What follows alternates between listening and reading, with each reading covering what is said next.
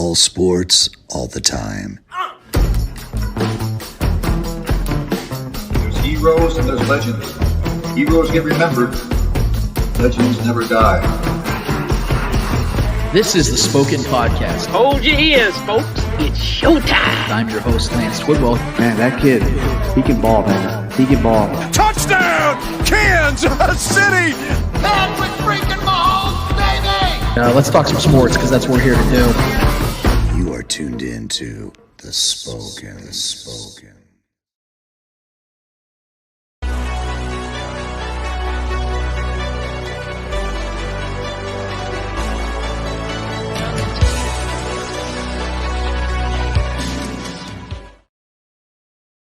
This is the Spoken Podcast.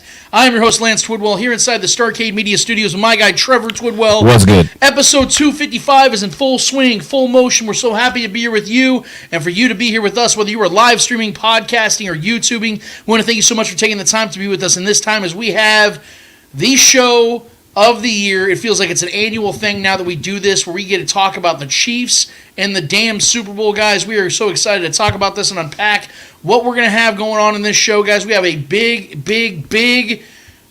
time guest today, guys. We have two guests that are going to hopefully be with us today. If you're not familiar with them, you're going to get familiar with them today. It is the Big Charlie Saloon out there in South Philly, as we like to call them, Arrowhead East, as we also call them here at this show, family. We're so privileged, so honored to have the owner, the son of the founder of Big Charlie Saloon. Paul is going to be with us today, guys, and Laura Sessa is going to be with us as well. She's one of the OGs of the Big Charlie Saloon, guys. I have had so much fun talking to these people over the years. They've been such gracious fans and friends and family to Trevor and I over these last couple of years. As you can see, they send us these hoodies every single year. They send us some new hoodies all the time, so we're so privileged and honored to represent them on our show as much as we possibly can, and we're so excited to finally, for the first time ever, have them on this show, and we thought it was so fitting to have them on this show in particular, this episode in particular. I hope you guys are ready for it, because I am so beyond stoked for what we're going to have in that regard, guys. We tell you at the top of every single show. I'm going to tell you guys at the bottom as well. We hope that you guys will be kind enough to go to our YouTube channel and hit like, subscribe, notify, but also get in the chat, because every single show, in the middle of the show, we have what we call Speak It, where you give you guys the platform, you guys the opportunity to take over the show for the entire segment. You give us your takes, questions, comments, concerns, whatever it is you guys are burning on, whatever it is you guys want to talk about. It can be Chiefs, it can be NFL, NBA, UFC, whatever it is you all want to talk about. You drop it in the comments. Trevor and I will address it as best as we possibly can, and we will get to you guys. It's always a blast, man. We've had so many damn people in the comment thread, from new to regular faces to people that have been kind of periodically in and out. We accept, we love all you guys, man. We appreciate all you guys for being a part of the community for as long as you guys have been a part of it, and we hope that continues. And you guys know that we're going to finish off every single show with a series of L's in the world of sports. It's only right. It's the trademark of the Spoken Podcast to do so, and we're going to make sure to do that. I also want to give a shout out to our guys, Clint, Noah, and Brian B. Cheyenne. They've been killing it at Radio Row. They've been killing it out there in Vegas this week, man. They've interviewed so many big-time names. I mean, you see, all the Kansas City media has done a really good job. 810, 610, they've all been out there. They've all been doing really well. I'm not knocking anybody, but our guys at Starcade have been crushing ass this last week, man. And I just want to give a shout-out to Clinton, Noah, Brian, for what they've been doing out there, man. We would have loved to have been out there with you guys, but they held the fort down. They've been holding the fort down. And we always say it, we will continue to say it, we are privileged to be a part of Starcade, man, because we know these guys have the same mentality that we do, and it's going out there and creating real content, giving you guys what is out there, not trying to create false narratives. We do things the right way here, and we're privileged and honored to be a part of that. So, but before I get into my rant, or before we get into Lance rants, our guy, Mr. Andy Reid, would like to let you guys know a little bit of something of what's going down tomorrow. Hey, in case you didn't know, just in case, we're going to the Super Bowl. That's with a capital S and a capital B, baby. And how about those G's? Let's go. Let's go, man. I've watched that video probably 50 times this week just to get amped up and excited, because I don't want to sound like an arrogant Chiefs fan here, guys, but this is becoming commonplace for us. It really is, at least from my perspective. I mean, I will cherish this forever. I told you guys, no matter how many times this has already happened, no matter how many times it will continue to happen, I will forever cherish this. But I'm going to be honest with you guys. I woke up this last week after beating the Ravens and, just basking in all of it, and it felt great and all that stuff. All those narratives died away yet again for another week. I'm going to be honest with you guys. For these last couple of weeks, I've really just been kind of just chilling. I mean, It's been exciting to know that your team's one win away from winning another Super Bowl. Obviously, that's the real. But, I'm talking about the fact that I go back to 2019 when the Chiefs made their first Super Bowl appearance in 50 years. And to now being where they are now, as a Chiefs fan, it's such a different experience now because it's almost, like we talked about it throughout the year, Trevor, about how the Super Bowl standard is now in place. 2019 started that, so obviously it was a way different experience where you just wanted to eat up all the coverage. You wanted to hear everything everyone had to say. You wanted to just, you wanted to consume it all. Now it's like, can we just get to Sunday? Yeah. Can we just freaking get to this game? That's all we really care about, the grand scheme of things. Obviously, we consume a ton of content here. The media, I pay attention to what they have to say, negatively, positively, a lot of negative because I like to use receipts. But it's been a different way of going about it, and I don't know if it's been the same for you, Trevor, and I wanted to kind of see if that's how you have felt. But, man, I've just been ready. I feel like freaking Carrie Underwood over here. Been waiting all day for Sunday, bro, because I've just been, holy shit, it just absolutely jetted and excited for this. Has that been the same for you, man? I mean, of course. It's becoming a tradition. You know what I mean? Like, the AFC Championship stuff is cool. That's becoming, a yearly thing, no matter if it's at our place or their place, no matter where it's at. Obviously, we shut all the naysayers up about the road shit this year, so we put that to bed. So it's, no matter where it's at, man, we're expected to be there. But the Super Bowl is just becoming this is a down year. This is the year everyone doubted us. So, for sure, man. This has been a long-ass week. Just at work, just grinding away, just counting the days, counting them down. It's just like, now we're within a day here, man. And it could be more exciting, bro. I'm telling you, I got Perkins going on right now, man. I'm super stoked. Ding, ding, turkey's done. You know what I'm saying? I am ready for this matchup. And the biggest reason why, Trevor, is the obvious. The Chiefs have a chance to really stake their flag as a solidified, undignified, undebated, unquestioned dynasty. I think they already are. Yeah. I think what they've done these last 5-6 years, you can't debate it. It's a dynasty. But they win this game against the 49ers. It is unquestioned. You cannot debate it. 3 Super Bowls in a 5-year span. Yeah, you can't debate it. So I'm going to say that's the biggest reason why we're excited here. But and Trevor and I aren't the biggest guys when it comes to symbolism and numerology and religion and all that stuff. That's not our biggest thing here. But you can't help but acknowledge the fact, man, that there's something special about this Super Bowl when it comes to Chiefs fans in particular. The fact that it's Super Bowl 58, and we know that number 58 in Kansas City will forever be a legendary number because it was on the back of a legendary player.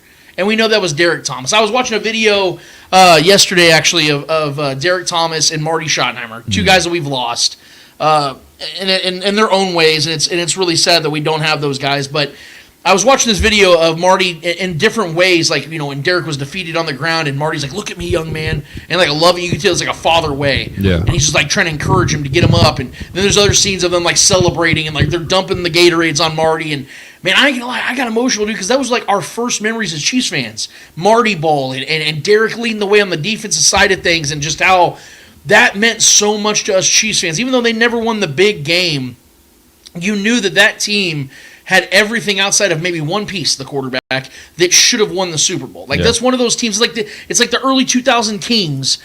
Those teams should have won at least one title, it just felt like that. One of those 90s teams, that 1995 team, that 1996 Chiefs team should have won a title. The 94 team should have won the title. One of those teams should have gotten it done. And they unfortunately didn't, but that doesn't change the fact that those teams meant everything to those of us that got to see it, whether you were like Trevor and I, who were, toddlers and a little bit older than that when this was going down, or you were a full-grown person. It doesn't matter. There was something about Derek Thomas and the dominance he portrayed on a weekly basis for a decade that we will never forget. And quite frankly, I don't know if it's ever going to be emulated again in Kansas City. We've seen great pass rushers throughout time since Derek Thomas, but none of them have reached the greatness of what Derek Thomas was. And we don't talk about that very much on this show because we're so present. We talk about what this team's doing now. We talk about what this team's doing moving forward. Yeah. But every once in a while, especially when the symbolism plays its way into this whole thing, you have to kind of look back a little bit and appreciate what once was. And, you know, being told as a young child, and Trevor, I don't know how it hit you, man. I'm sure it hit you the same way, but I remember exactly where we were. We were living in Gardner, Kansas. And I remember it wasn't even Dad. Dad was at work, and Mom was sitting there at the dining room table just crying. I'm like, oh, shit, what did we do? Man, we must have pissed Mom off again. Like, we're totally getting our asses kicked when Dad gets home because we did something. And Mom told us that Derek Thomas passed away. We knew he got in the car accident. Yeah. We didn't know that it was that serious, and then we obviously found out later on that he had died in the hospital. He flatlined in the hospital, and, you know, being told that he died was one of the first true reality checks of my life. I didn't understand that at all. I didn't understand life or death. I was, you know, at that time, I mean, thinking back, I was 1998. I was not even 10 years old. Yeah. And to know that happened, it struck me in a really odd way, man, because it felt like you lost one of your own. To me, Derek Thomas was an immortal. Nothing and no one could stop this dude on a football field. How's anybody going to stop this dude in life, let alone him be gone? Like, completely.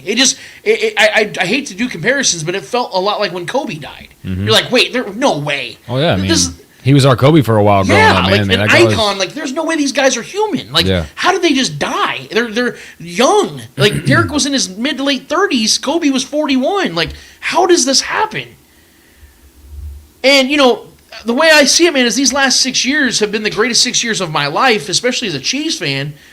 But it's such a damn shame that one of the greatest players in Chiefs and, quite frankly, NFL history isn't here to share and joy and bask in it with the rest of us. And that just, to me, that just flat out sucks, man, because, you know, we see all these former players that mean so much to this franchise get to bang the drum and they get their names announced in the Ring of Honor, and it's such a great experience. We're going to see plenty more of that over these next 10 years. You know, when Travis gets to do it. Man. You know, when Chris Jones gets to do it. Hopefully Tyreek Hill, honestly. I really hope that one day Tyreek gets the praise and they can reconvene. In my personal opinion, he fucking better. He better. And I mean, that guy, we can feel you know how we are on this show. Every time I see him on TV, what do I say? Miss you. I miss that guy, bro. Absolutely. For sure. There's been some tension, but let's of course. Let's not ignore the fact this is the greatest wide receiver in Chiefs history, and it's really not that close. One of the greatest to ever do it. Yeah, and so the point I'm making is we've seen this, and we're going to continue to see it.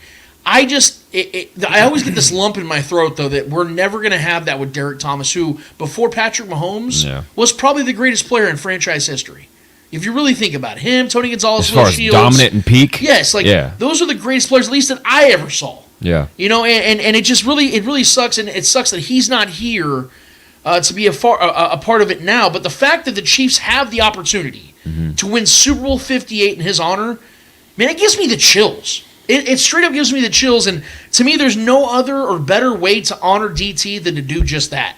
So maybe it isn't a motivating factor for some of these players because not all these Chiefs guys grew up watching Derek Thomas because a lot of them are way younger than you and I. Guarantee a lot of these defensive players. I mean, the amount of defensive linemen and just defensive players in general that he inspired. I mean, the Von Miller, that's his favorite player. You know, Von Miller is going to go down as one of the greatest as well. So he inspired a whole lineage of the next up-and-coming guy. So the guy was impactful more than just in Chiefs Kingdom. Man. Right. So that's why I wanted to hand it to you, man, because, I mean, like I said, the emotional factor of it all, maybe it resonates more with us Chiefs fans because this is a lifelong thing for us and to a lot of these Chiefs players, not that they don't care, but, you know, this is a job. Some of them grew up in other parts of the country. You know, they weren't Chiefs fans growing up, most of them, if any of them. And I look at it that way is that maybe this means more to us than it does to the team, but that doesn't change the fact that it means a ton. Yeah. And I think that the great ability for the Chiefs to get this done on Super Bowl 58 to me, besides the obvious of, like I said, of just winning the Super Bowl period and winning it for DT is something that I remember we saw that Photoshop of, you know, Patrick Mahomes and Derek Thomas's hands on each other, you know, putting their arms around each other, or like the one where Patrick has the trophy in his hand and DT's sitting on that sidelines, that famous photo. Yeah. Like, obviously those are cool photos, but those have never been more relevant than they are now. You're right. And I just think that, man, I think this is like one of those Hollywood stories, man. I don't believe things are scripted, but I think sometimes, like you've said before, Trevor, like even when we watched other stuff about like how wild life can be sometimes, like, the truth sometimes is stranger than fiction. It truly is, man. So I want to get your thoughts on this, man, about just, have you thought about that at all this week, about it being Super Bowl 58, or has that been something that's resonated in you? Because, like I said, I can't stop thinking about it. I mean, of course, man. I mean, you can't look at the number 58 and not think of the guy that we grew up watching, or really the first guy that we felt like we had something here on the Chiefs. I mean, I was around 8, 9 years old watching the guy, so I was semi-cognizant of what was going on, but I was cognizant enough when my dad was screaming at the TV, cheering his ass on. So, and my grandpa, obviously, watching the men in my life cheer on that guy, and I just kind of, followed suit and understood eventually what was going on and how great he was. Yeah, I mean, of course, man. What he still means to this, you still see people. You can't go to a Chiefs game and not run into hundreds of 58 jerseys. It's just one of those things, man, where he's just in the lore of what we represent here and what makes this fan base so great and so powerful. I mean, I've talked to a lot of people, man, that have gone from stadium to stadium and have traveled all the stadiums, and this is the atmosphere here. It's spooky in a good way. It's like it kind of is all consuming, kind of takes over, and like the atmosphere that Arrowhead provides is just unique. And he was one of those guys that kind of sparked what we really became, brought the attitude of what Chiefs Kingdom became. Yep. Him and obviously Marty, guys like that really brought a toughness that needed to become, that brought a whole new attitude to this whole city, and he was a massive part of that. It was a massive part of what I became as a Chiefs fan, the passion that I have as a Chiefs fan, that I still carry to this day. That even when I'm watching on my TV, man, it's anybody who's been around me watching Chiefs games, especially playoff games. I basically am out there on the field with those guys. Yeah, man. I mean, it's hit the guy special, near and dear to my heart. Like I said, he was the first real dominant guy that we felt like we had something here. That can dominate a game and take over a game, and we can just, know that we had that guy at that position that was respected and feared across the whole league. Yeah, man, I mean, there's two, like, impactful that I can remember in my childhood, like, deaths, like celebrity or sports figures or public figures in my life was Chris Farley and Derek Thomas. Yeah. When Chris Farley died, bro, that was our guy watching. They're like right around the same time. Right. So like those two things I remember very not fondly, but I remember very clearly how I felt when that happened. It was just a shocking feeling, and as a kid, you're like you're very trying to understand what happened. You're not going to see these people anymore. You're not going to be able to absorb their content anymore and see them on the big screen anymore. It was just it was a rough time as a Chiefs fan, and not only as a Chiefs fan, but as a kid. Yeah. Really trying to get, still very wet behind the ears as a fan of this team, and trying to understand the game itself. And then obviously Chris Farley, the legend of Chris Farley. Everyone who knows that guy knows how great he was. But those two ones always stuck with me as a kid. Yeah. You know what I mean? But yeah, and then like you alluded to, though, talking about, you wish he could be here to witness the greatness that, the trail that he blazed for us to even be here, for Kansas City to even be a legitimate destination for guys to want to go and play and create, sparked a new culture for this, years and years and years and decades ahead of time. Just like anyone who has loved ones that were passionate about this team but are not here to witness, the great run that we're being, the flowers that we're smelling right now. These are the good days. These are the good old days that we're in right now, and it's a shame that we don't have some of those people that are, like Grandpa and guys in our lives, people in our lives that, helped establish the foundation of our fandom, for what the Chiefs are and why we love the Chiefs. So, yeah, man, we think about all those people that aren't here to witness this great run. That's why I appreciate, and this is why I always say in this show, whenever we get to the postseason, and it's been every single year since Patrick Mahomes has been here, that we've been able to do this kind of stuff. And it, I say it like sports are important. Don't let anybody tell you that sports aren't important. Community is important. If community is important to you, and community, we are, creatures of community. This is something that brings people together. You know what I mean? There's pain involved in it, of course. We've experienced a lot of that, and a lot of other fan bases have experienced it. But when you're in the good, when you're in something that's very unique in the situation that we're in right now, especially on the cusp of creating a legitimate dynasty, something we never thought we would ever experience here, it's special, and it's a good feeling, and it creates good morale for people's lives and the city.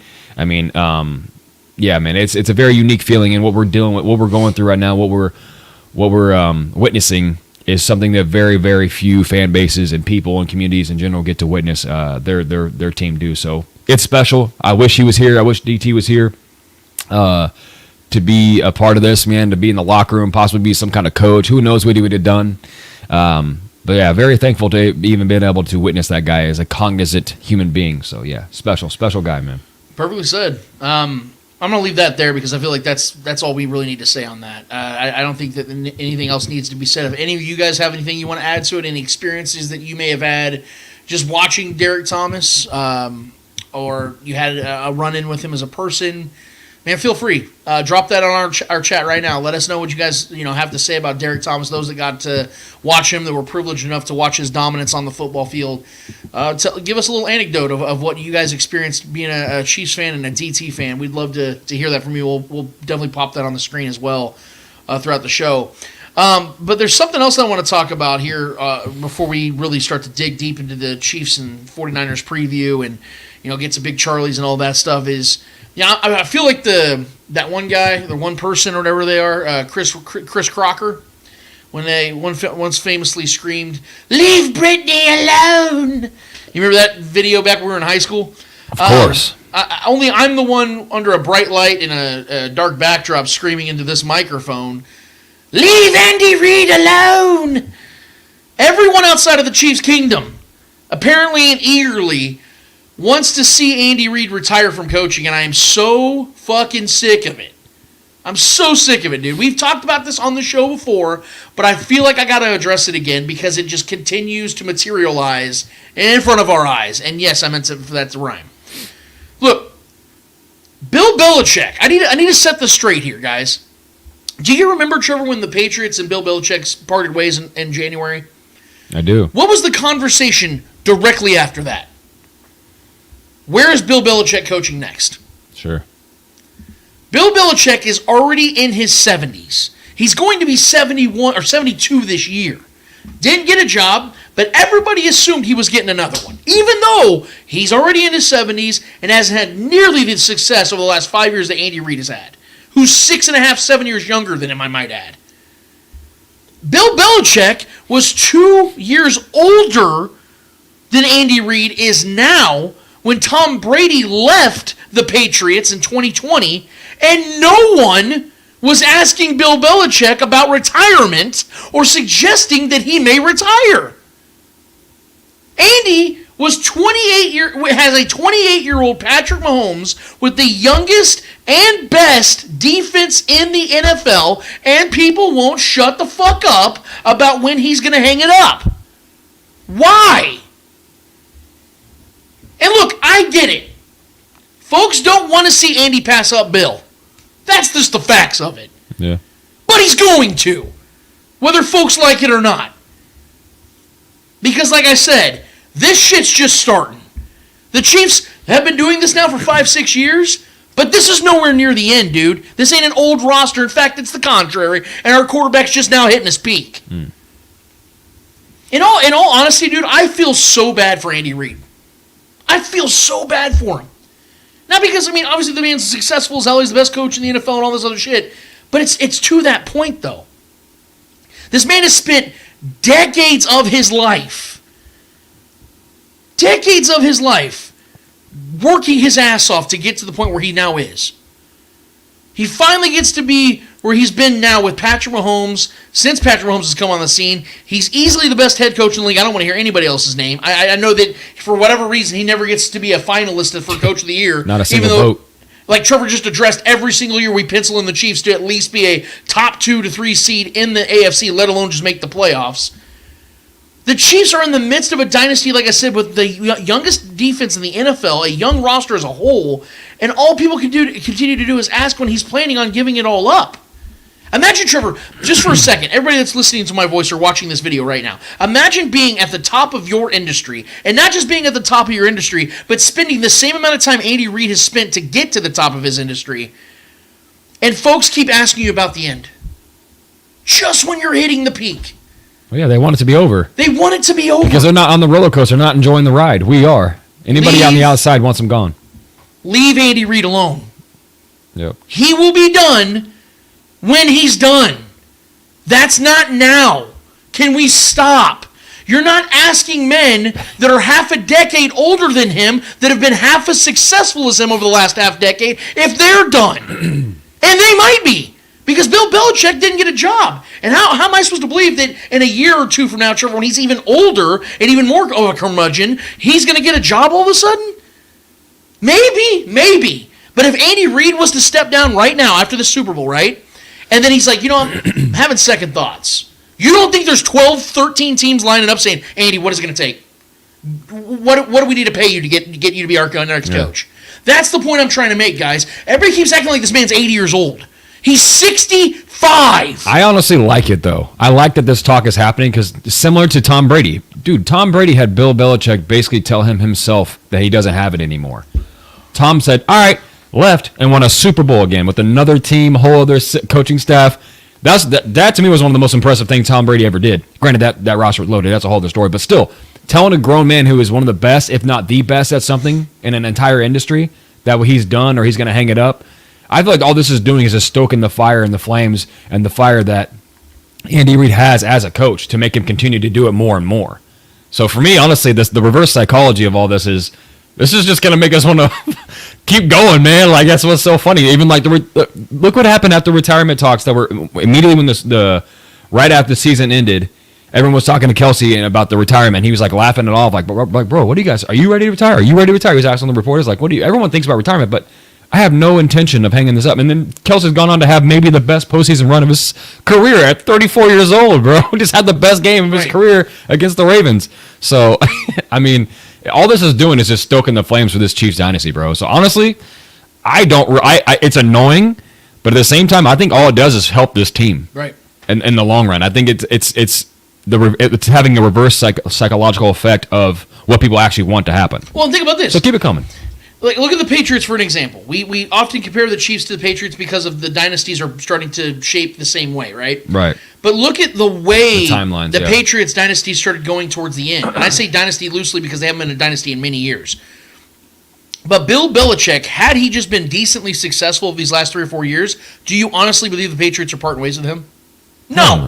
Even with him at his advanced age. Yeah. If they had made the playoffs like 2 out of the last 3 years and, won a couple playoff games. They found a good quarterback. Yeah, and he was just, they're winning like 9 to 11 games a year and, they're not winning Super Bowls anymore, but they're making still the playoffs. in the mix. Yeah. If they were just there and they were still dancing. Yeah. I 100% know that Robert Kraft is not letting that man walk out that door. Sure. Because there would be winning solves everything. Yeah, there's no reason to. Right. Now take that, deduct 6 years off of Bill Belichick's life, and add 2 more Super Bowls to the last 5 years, soon to be 3. And you've hosted 5 home AFC championships and gone to 6 straight. And somebody, Clark Hunt's like, you know what? Yeah.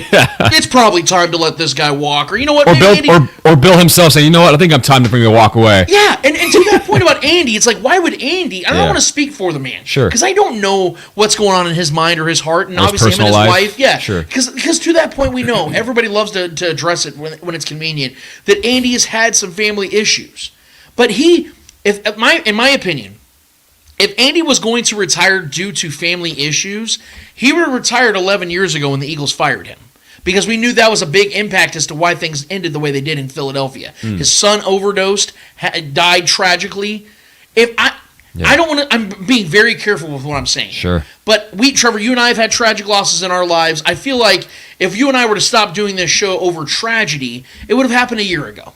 Yeah, there's 2 ways you can go. You know what I mean? You can find purpose out of that dark place, or you can just remain at rock bottom. Yeah. Why do you and I do the things we do? It's to overcome the obstacles that have been put in front of us. Things that we didn't ask for. Sure. The shit that, unfortunately people put on us, whether it's hurtful things, whatever the case is, we lean into the things that we love. We lean into the things that we're good at. We lean into the things that get our minds off of those things. And for me, not to sound like some fucking therapist here or some philanthropist, but I like to believe that Andy Reid does this because he loves it. And you hear James Palmer making those reports about how he'd been at Arrowhead for a week. Seems like a fair assumption, yeah. Andy Reid's car was the first one there at like 4 a.m., and then it's like 6:30 at night. Everyone else is gone. That car's still there. Yeah. That man still loves this. He's not doing it just because it's successful. He's doing it because this is something that makes his life what it is. Obviously, him and his wife seem to have a great relationship. Obviously, you see I love those videos when his grandkids are running up to him and hugging him and after a big win. Like, obviously, this man is a family man. Obviously, he's got things in his life that make him feel good outside of football. But you can clearly tell that this game means everything to this man, no matter how old everybody thinks he is. And again, he's not even that old. Like, I'm not trying to make it sound like this man's hitting his prime years of his life. He's not. He's an elderly person when it comes to the comparison of you and I or younger people. But that doesn't change the fact this man's still not the top of his game, still very much at the top of his game, and he's not even anywhere near 70. He's still got another 4 or 5 years till he's even 70. So for me, Trevor, and I would have loved it, it'd been the most pimp move ever of Andy Reid, if when these people get asked these questions about like when he's hanging it up and everything, he should have said, "Oh, come ask me in 5 years. Because I'm about to sign a new deal," and drops the mic or something. You know what I mean? Like, I would have loved him. But we know Andy Reid. He's so close to the vest. He doesn't give anything away. He keeps saying, like, well, it's not today. It's not today. But I'm here to alleviate any worry, concern, anxiety, anything like that. The reason I'm acting so amped up isn't because I'm worried about Andy Reid stepping away. It's because I know he's not. And I'm sick and tired of it being a topic. Well, Clark Hunt came out and basically said as much. Yeah, he was on, was it 810? Yeah. Yeah, he was on 810 or 610. One of the stations. One of the 10s. He was on one of the shows in Kansas City, and he straight up said that. I think it was Cody and Gold in this. Yeah, we're looking at, shout out to Cody and Gold, we'll give him the credit. Yeah. I'm looking forward for years to come for Andy Reid. Now, he can obviously be saying that just to be saying. He even set up saying, he was like, there's been no hint at anything, basically saying that he's kind of put that to bed. And you know how this franchise is, Trevor, because we both pay attention very closely to the way they talk about stuff. Yeah. Brett Veach, Andy Reid, Patrick Mahomes, Clark Hunt. Those are like the four horsemen of media coverage for the Chiefs, and who speaks for this franchise. Travis Kelce as well. Sure. Whenever you know that something isn't what you think it is, like you can kind of tell by the way they talk about it. They dance around it. They're addressing this directly. Yeah. They're saying, we're not hearing anything from Andy about him wanting to step down or planning to step down, so therefore we're not thinking about it. Right. He's making incredible money. They're in the midst of a dynasty. He's not 78 years old. He's not even 70 years old. There's no reason for us to speculate on this right now unless we were hearing from legitimate sources that Andy is seriously until you guys see a report, Trevor, where it says Adam Schefter, James Palmer, Tom Pelissero, any of those big-time names, Ian Rappaport, are saying that sources close to Andy Reid are saying that this could potentially be his final season. Until we're seeing stuff like that, not dipshit Florio with his Eddie Munster haircut going out and saying, there's thoughts of him coming out and retiring. There's thoughts of it. No, until we hear something of absolute. I don't want to hear Michelle Tafoya coming out talking about Travis Kelce's going to retire, and when the guy checks her on it and says, well, what are you hearing? Give us some sources. She'll go, well, I can't really reveal it. I just think. No, once I hear I just think, you're no more credible than myself right now, and I'm on a podcast. I don't want to hear people tell me they just think.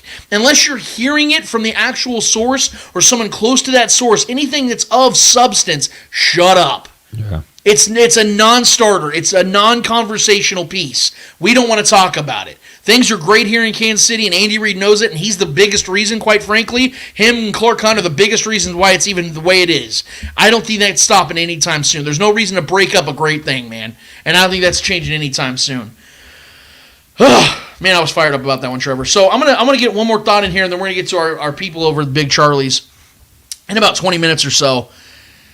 So this is where I know the focus of this. The result of this game is going to be. It isn't going to be about, the Chiefs and 49ers. It isn't going to be about that. We know, Trevor, if the Chiefs win this game, we know we're the first Monday morning when we're getting up from our hangover, because we're going to be partying, we're going to wake up and we're going to watch all the shows. And we're going to hear all the radio shows. And what are they going to be talking about? Tom Brady and Patrick Mahomes. Sure. Is Patrick Mahomes the GOAT? Is Patrick Mahomes on the fast track to be the GOAT? Is this, is he already passed up Tom Brady? That's going to be the number one topic. And honestly, I'm glad it is. Because it is a legitimate conversation. I've told everybody on social media, the only quarterback that can even be compared to Patrick Mahomes is Tom Brady. It's not the other way around.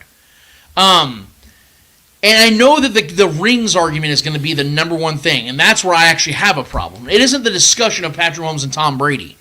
It's going to be the rings part that I have a problem with. I've heard a lot of people even come to the defense of Patrick Mahomes and say, well, if he gets like 5 and he is who he is, I think that makes him the GOAT. Sure. That's where the ring argument doesn't make sense. Because if rings are what matters in the grand scheme of things, developing who the GOAT is between two players, how does 5 make Patrick Mahomes the better player when that's still too short of Tom Brady? And we have to, and I told you before the show, Trevor, I just gave you a little insight of what I was going to do here to kind of prepare you. I don't like to have the cross-contaminated conversations between sports, because every sport is different. The value of one player is much more different in every sport. Like, I think the NBA players control more of winning rings than football players. Yeah. I think it's more on an individual in the NBA. Sure. Which is why it's even more confusing when people say that MJ's the GOAT. Because I don't know if you have the picture, Trevor, of MJ versus Bill Russell. This is the difference between MJ and Bill Russell in rings. Let me pull it up here real quick. Yeah, if you could do that for me. This is the difference between Bill Russell and MJ. Gotcha. So that's it right there. I don't know if you guys are familiar with that show, Party of 5, but there's a Party of 5 rings that Bill Russell has on Michael Jordan. So, great show, by the way. I don't know if you guys remember that. We're retro day. We're talking Derek Thomas and Party of 5. But there's a Party of 5 of Bill Russell championships over Michael Jordan's legacy. And then you look at baseball. Trevor, when people say, like, who's the greatest player of all time? Some people say Babe Ruth. More times than not, though, in the modern era, people will say Barry Bonds. People are starting to say Shohei Ohtani, rightfully so. He's the greatest player I've ever seen outside of Barry Bonds, just because the fact the dude is a Cy Young pitcher and the best hitter in baseball. So he's like literally God on a baseball field. Yeah. Real quick, our guy Shia LaBeouf's going to let you guys know how many rings Barry Bonds and Shohei Ohtani have combined. 0! Yeah. Literally 0. Thank you, Shia LaBeouf. We appreciate you. I'll play that again. 0! That's how many rings Barry Bonds, 7-time MVP, like 10-time Gold Glover, most home runs of all time, I think most RBIs of all time, and if not, second. He had 0 rings. Shohei Ohtani, who's nearing 30, still has 0 rings. That might change with the Dodgers. That might change. Could. That's a great ball club. Once he starts pitching again. Yeah, I think he's, there's a chance, but the point is, right now, they have exactly, like our guy Shia LaBeouf said, 0. And when it comes back to football, Patrick Mahomes versus Tom Brady and what Brady can do that Mahomes can't, our guy Shia LaBeouf's going to let you know again. 0! Tom Brady could not do a single thing that Patrick Mahomes can't do. There's not one thing that Tom Brady had ability-wise that Patrick Mahomes doesn't. In fact, it's quite the opposite. We have seen, I remember watching the 2018 highlight reel of Patrick Mahomes' first year as a starter, and I tweeted it out, and it pissed Patriot fans off so bad, it pissed Tom Brady fans off so bad, and I did not give a single shit. That highlight reel, when Patrick Mahomes was raw as could be, won MVP, by the way, as a raw player, totally different player than he is now. That highlight reel video was greater than Tom Brady's entire career of highlights. Show me the highlight reel of Tom Brady. And again, it isn't always just about highlights, but see, people get so captivated in moments, right? People talk about the catch. Joe Montana throwing the ball in the back of the end zone, and we talk about all these great plays, the immaculate reception with Franco Harris, with Terry Bradshaw chucking it downfield, this miraculous play. Yeah. The fumbles, the butt fumbles, like all these funny things that we point out, the David Tyree catch to his helmet.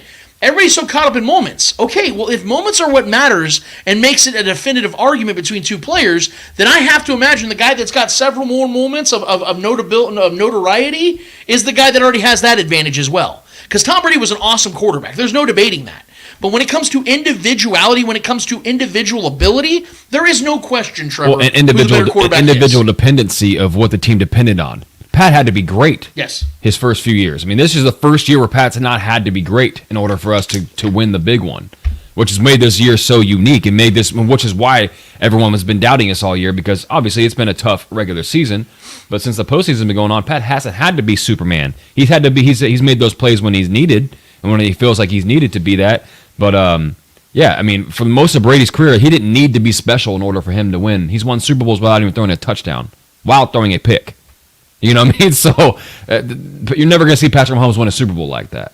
This is maybe the closest you'll ever see him to happen. Maybe, win multiple playoff games by only throwing one touchdown, and with us rushing some, and then letting our defense do their job. But yeah, I just want to say the individual reliancy of the teams that needed Patrick Mahomes to be great compared to what Tom Brady, especially in his first decade plus of football, he didn't have to be special. Just be good enough to steer the ship. No knock on him, but he did a good job at it. But yeah. And again, if the comparison's going to be there, and we're going to continue to talk about these two. If it's a talent question, it's a whole other. Yeah, I mean, okay, because you remember the day. Well, we remember the days where people were like, well, who's going to catch Joe Montana and Terry Bradshaw at four rings? Yeah. Who's going to catch him? Then Tom Brady, who was a very game manager-esque type player, like Brock Purdy, I might add, won 3 in 4 years. And everyone's like, oh, shit, this kid might catch him. He goes an entire decade of great football, I might add. He became a much better football player over that next decade. Won 0 rings. And then finally gets that 4th one. And then all of a sudden people start talking about him being the GOAT. And then he reels off 3 more championships. And it's like all of a sudden that's just a definitive answer. What's ironic to me, though, Trevor, just like Michael Jordan, just like Tom Brady, or just like Michael Jordan, is the fact that we base it on how many rings they won. But see, Tom Brady in that 10-year window was the significantly better player than he was when he won his first 3 rings. Right. Those 3 rings didn't make him a great player. The next 10 years did. When he started throwing 50 touchdowns with those are the Randy ones Moss. that people remember, just like when Nick Rice says that most people think that MJ's career was only 6 years long. Dude, I mean, it's true, man. Go look it's at so true. MJ won his first ring in 1990. Yeah. Go look at his numbers as an individual player from 1984 to 1989. Michael Jordan was the best player in basketball. That includes Magic Johnson. That includes Larry Bird. But why did those two guys win several championships in the 80s when Michael won nothing? Because those guys had the teams to do it. Mm-hmm. I will never knock Michael Jordan for not winning a title in the 80s. But people want to sit here and talk about, LeBron couldn't do it with the Cavs the first time around. Guys, it's the same conversation. They went up against insurmountable odds. There were 2 dynasties going on in MJ's early years. The Pistons too. They won 2. So it's like, you have to look at it that way, guys, is that if Patrick Mahomes only gets to 4 or 5, that's still insane. That if he wins 3, and that's it, that's a bunch. Yeah. There's only, 6 or 7 quarterbacks ever? Especially if he wins back-to-backs. Yes, there's only, 6 or 7 quarterbacks in the history of the NFL to win 3 or more titles, I think, if I'm not mistaken. Maybe less. Yeah. That's already a bunch. That doesn't make him the player that he is. That just shows you they had the right team at the right time, and he did enough to, because like you said, Trevor, he had to be great a lot immediately, and they didn't win the title then. And as great as Bill Belichick is, I mean, there's 10 years where him and Bill Belichick didn't win one. Right. Trevor, you would agree that 2018 Patrick Mahomes was better than any of the Tom Bradys that won those first 3 rings. Without a question, man. He's the best talent we've ever seen. You know what I'm saying? Like, Patrick didn't win a title that year. In fact, didn't even get to the Super Bowl, and it was because they didn't have the team to get it done. One boneheaded mistake kept him from it. It's a team thing. So when I look at Tom Brady's greatness, when I think of Tom Brady's greatness, I think of a guy that played 2.5 decades of football, kept his body in shape all these years, managed to get better as he got older, which is insane to think about, dude. Like, you want to talk about, that's what people should be focusing on. It's not the 7 rings. It's the fact that at 42, 43 years old, this man's thrown over 5,000 yards. It's longevity, man. It's stupid to be that great that long. Yep. He got better. Tom Brady in his 40s was so much better than Tom Brady in his 20s. He was incredible. And so I'm looking at Patrick Mahomes. Maybe he doesn't have that same trajectory. Granted, he had the most talent around him he ever did in his whole entire career. Sure. And those Bucs teams, yeah. But I look at it like that. Like, maybe Patrick doesn't play until he's 45. Maybe he does. My point is, what he's done since day one, and what I think he's going to continue to do for at least the next 6-7 years, is what's going to separate him from everybody else. Because he doesn't have down years. People said that Patrick Mahomes was bad this year. He threw for 4,100 yards, 27 touchdowns. That is the average of Tom Brady's career. Like, think about that. Like, his worst season is the bar of what Tom Brady was as a player. Not a single MVP vote. I mean, no offense. But. You know what I'm saying, bro? So that's the wild part. So I just want to ask you, Trevor, in your opinion, does Patrick Mahomes need to win more rings, this one included, in order to be in the GOAT discussion and to end up being the greatest quarterback of all time? I mean, for me, no. But for I think the overwhelming majority of people and the casuals and the people from the outside looking in, as far as people that don't live in the city or are not diehard Chiefs fans, I think for the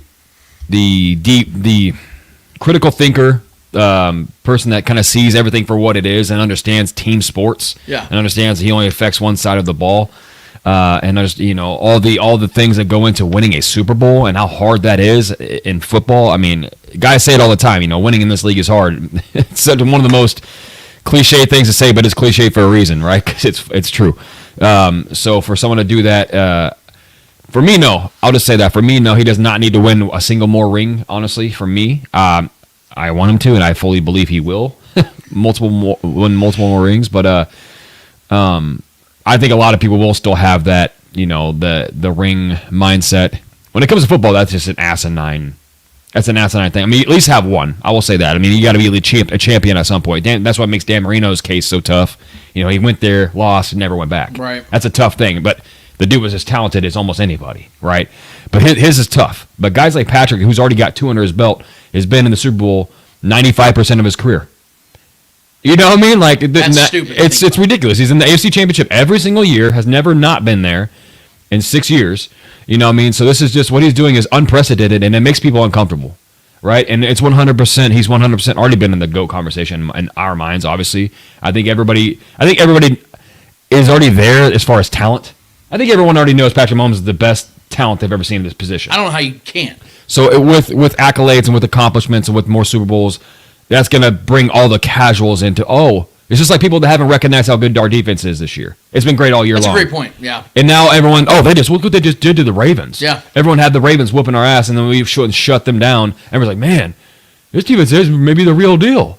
You know what I mean? So Patrick Mahomes, maybe he is the GOAT now that he has his 3rd ring. It's like, dude, he's been the greatest we've ever seen already. So for me, no. But I think for the casuals and the regular fans, I think he's going to need at least 3 or 4. Yeah, I think that's the great point right there about the casuals, because the casuals are the ones that really carry the conversation. Yeah, that's the majority of fans. Yes, the people that turn on SportsCenter or watch TikTok or watch what's on X. Twitter fingers. Yeah, like those are the people that are going to carry the majority of the conversation, because people that pay close attention to the game will know what is and what isn't. Yeah, they'll hear the Jason McIntyres and just kind of regurgitate that shit. You know it, dude. Or they'll watch. I'm going to give him a shout out. That dude is really helped me out when it comes to Twitter, because I've just simply posted his videos, and let me just say, man, that there's been a lot of people that have been watching those videos and have been paying close attention to what that jackass has been saying on the herd. I don't really know if he's just one of those clickbait guys or what, but it's really sad to watch, to be honest with you. And sometimes I feel bad even posting the video, because I'm like, I know this guy's about to get dragged. He's blocked me, whatever. I'm not even trying to get personal with the dude. It's just some of those takes are so bad that now he's calling out Patrick Mahomes' trainer, Bobby Stroop, which, by the way, shout out to Bobby. Hell yeah. He's calling him out for being mad about his takes. It's like, bro, you're the one that's creating it. Don't get mad at the people for trying to take out a fire that you started. Like, that's just how it goes. But for me, I agree with you, Trevor. The casual viewership is what's going to be the ones that decide who the greatest of all time is. Yeah. Like I said, though, if you're somebody that bases individual greatness off of rings, to me, you're somebody that doesn't really understand what individual greatness is, because we all know that Terry Bradshaw is not a better quarterback than Dan Marino, even though he won 4 times as many rings. Trent Dilfer, Eli Manning, guys like that are not better quarterbacks than Phillip Rivers. Right. They're not. They're just. I know people like in Kansas City love to hate on Phillip Rivers. That dude was a baller. Yeah. That dude was a gamer. Like, you got to have both. You got to have the consistent production and elite production of and the talent along with that, with accomplishments. Right. Eli was never an elite talent ever, but he has accomplishments. He beat the GOAT twice. Yeah. You know what I mean? And he beat the best team that Tom Brady ever had, the undefeated Patriots. Right. You know what I mean? So that's not an accomplishment. I don't know what is, but Eli was never a guy that popped off the screen. And the way I look at when it comes to the way things are going and what I'm expecting, because I am fully expecting Patrick Mahomes to win at least a couple more Super Bowls in his career. I'm never going to put a number on it. What I will say is 2 things, Trevor. If I think that more than likely what's going to happen is Tom Brady's going to be viewed as like a Bill Russell to Patrick Mahomes' MJ/LeBron. Sure. Where we know the better player was this guy, even though he didn't win as many rings. Like, we all agree he won a fuck ton of them, and therefore he's the better player, even though he didn't win the most. I think that you could still consider Tom Brady, and I've always considered Tom Brady the greatest, most successful player of all time. But when it comes to individual ability, Tom Brady's not even the best player of either generation he played in. Peyton Manning was the better quarterback between the two. For sure. Drew Brees was just as good as Tom Brady.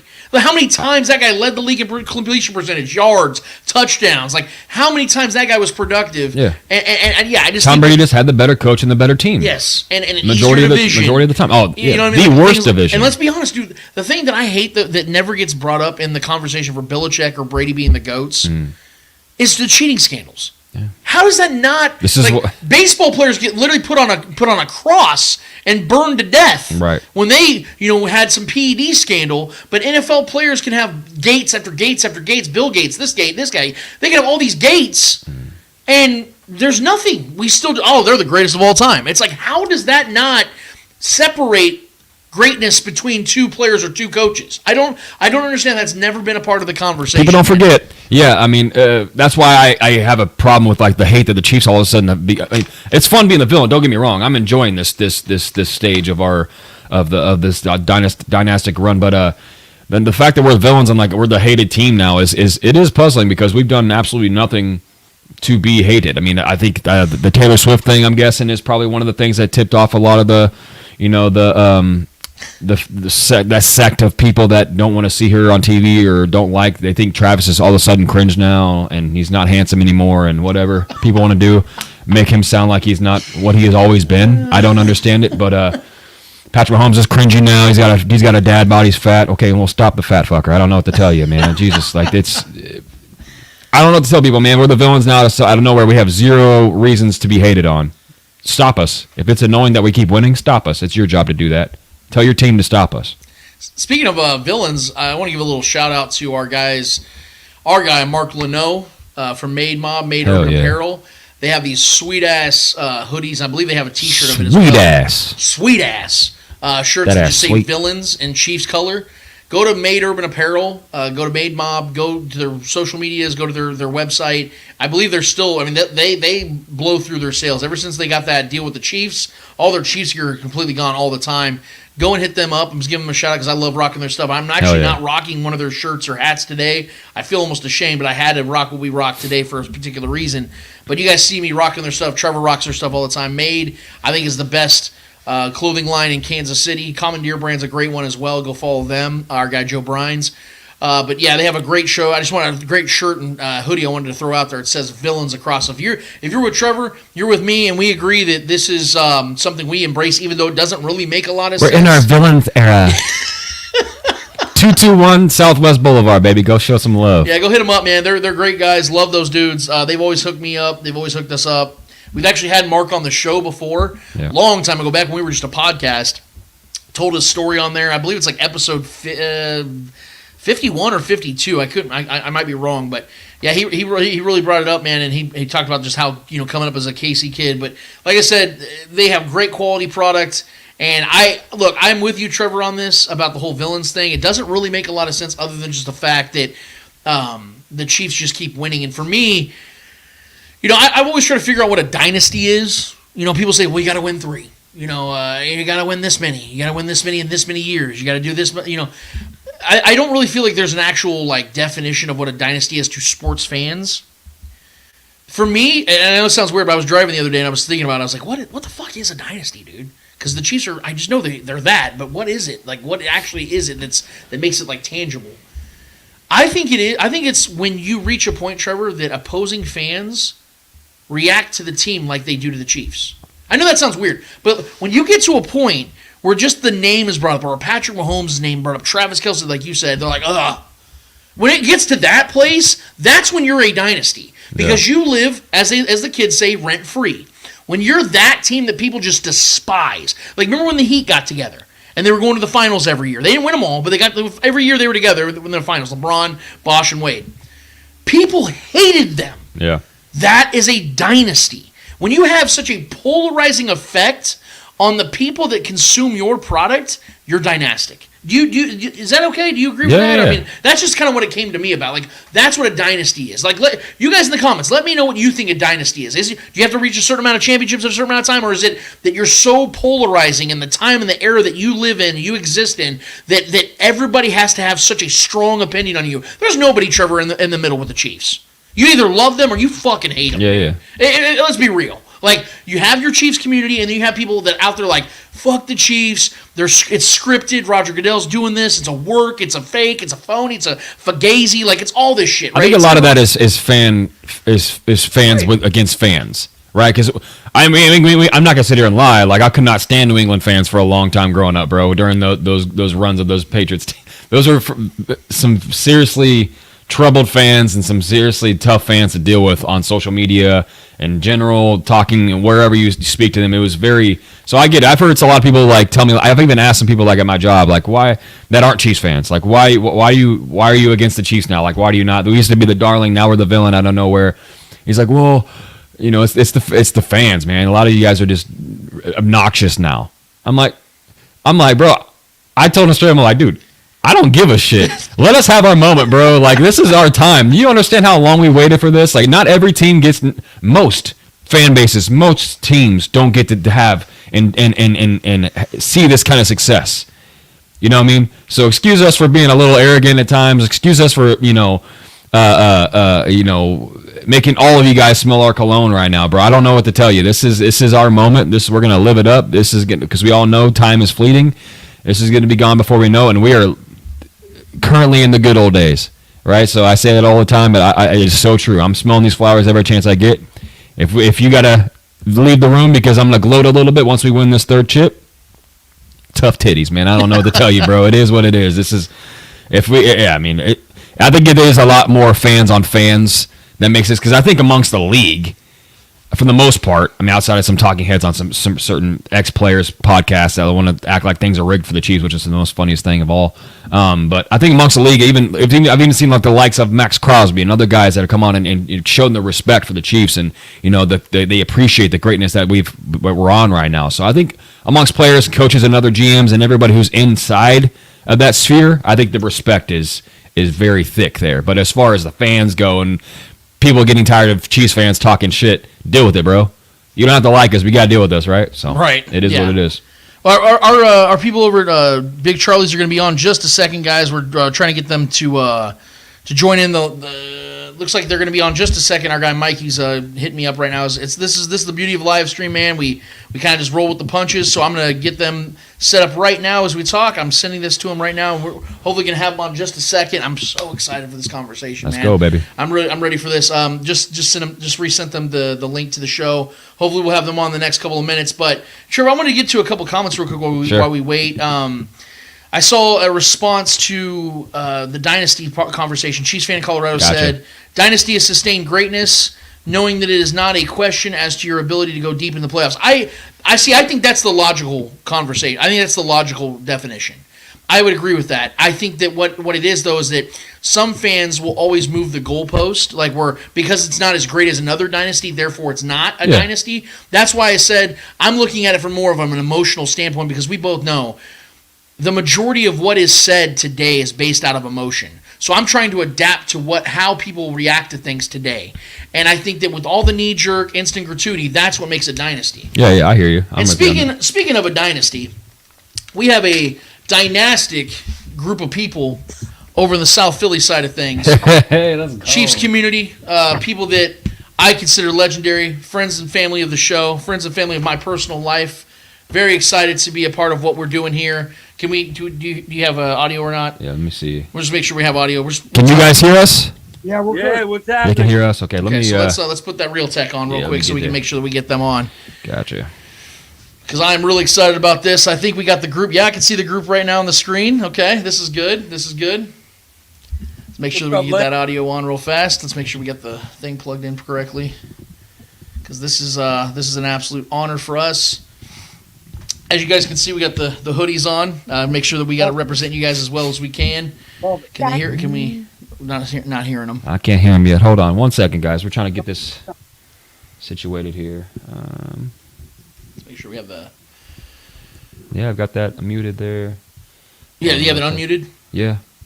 Okay. Real Tech's on. Real Tech is on. Speaker on the bottom right. Yeah, man. I mean, Everything's good. Okay. Let's make sure that we got them good. Sorry, guys. This is a live stream. This is what we sometimes run into every once in a while. Let's hit that again one more time to make sure. Yeah, everything's plugged in here. Was our headphones? Mm-hmm. Yep, everything's good. Everything's good to go. We're just gonna make sure we have them ready to go. All right. You guys look good. I can't hear you yet, but you all look good as hell. How you doing, Lance?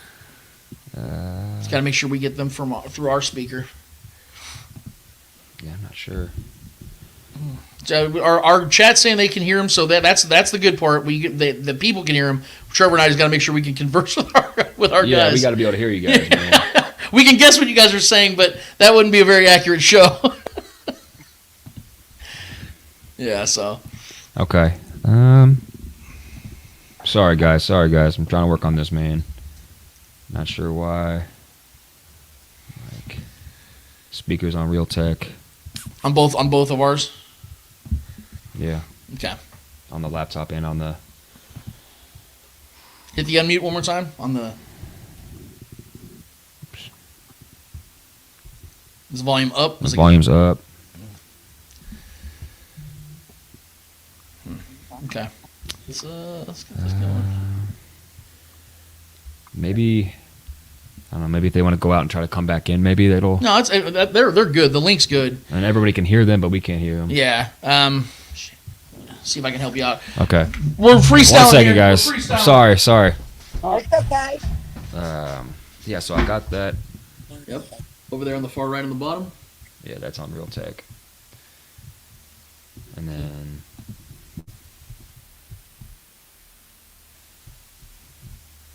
Can you hear him? No. Nope. Audio, that's on Real Tech. I tried going back and forth to both. It has to be that. Then we'll just have to work with that and see if that goes. Okay. Sorry, Paulie, don't kill us, man. All right, here we go. It's gotta be the connection, man. Nope, heard something. That's coming out of the laptop, but there's gonna be an echo if we hear him come out of the laptop. You hear it? Okay, well hit the volume over there on the. Make sure it's the speaker's on. On the laptop? Yeah, over there on the left side. Yeah.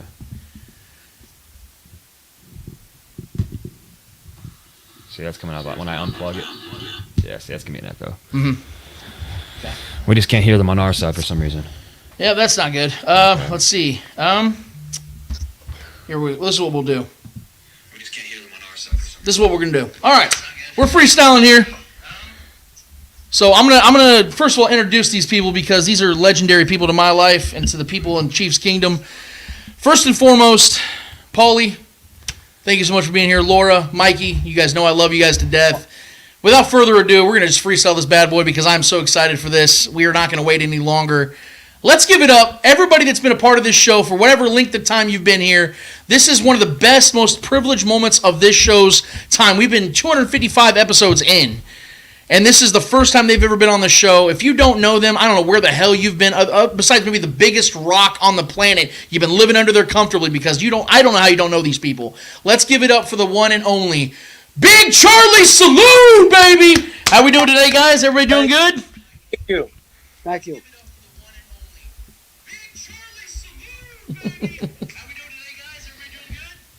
Good.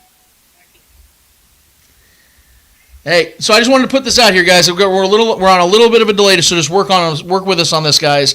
First of all, Paulie, you and I have had our conversations in the past about what's going on with this Chiefs team. I love the fact that you and I feel like we're long lost brothers in a way, man, where we've been able to connect on a lot of things when it comes to the frustrations with the team. I think you guys are what we consider authentic fans, where you're not afraid to call out the team if you can call them out. And we got them on the audio? Yep. Hell yeah. Okay, here we go, Paulie. We're rolling. We're back. We're back, guys. Let's go. Okay, so, Paulie, I told you, man, you to me are somebody that I consider like a long lost brother. You have these authentic talks. You've called me before. We've talked on the phone. We've had some real heart to hearts. And something I think that you guys embody over there in South Philly is that you're on your own. You've created this dynasty for yourself. We just got done talking about dynasties, and you guys have created this landmark, this place where Chiefs fans can be far away from where the Chiefs play and still feel at home. I know a lot of people know the story. I know a lot of people know what Big Charlie's is all about.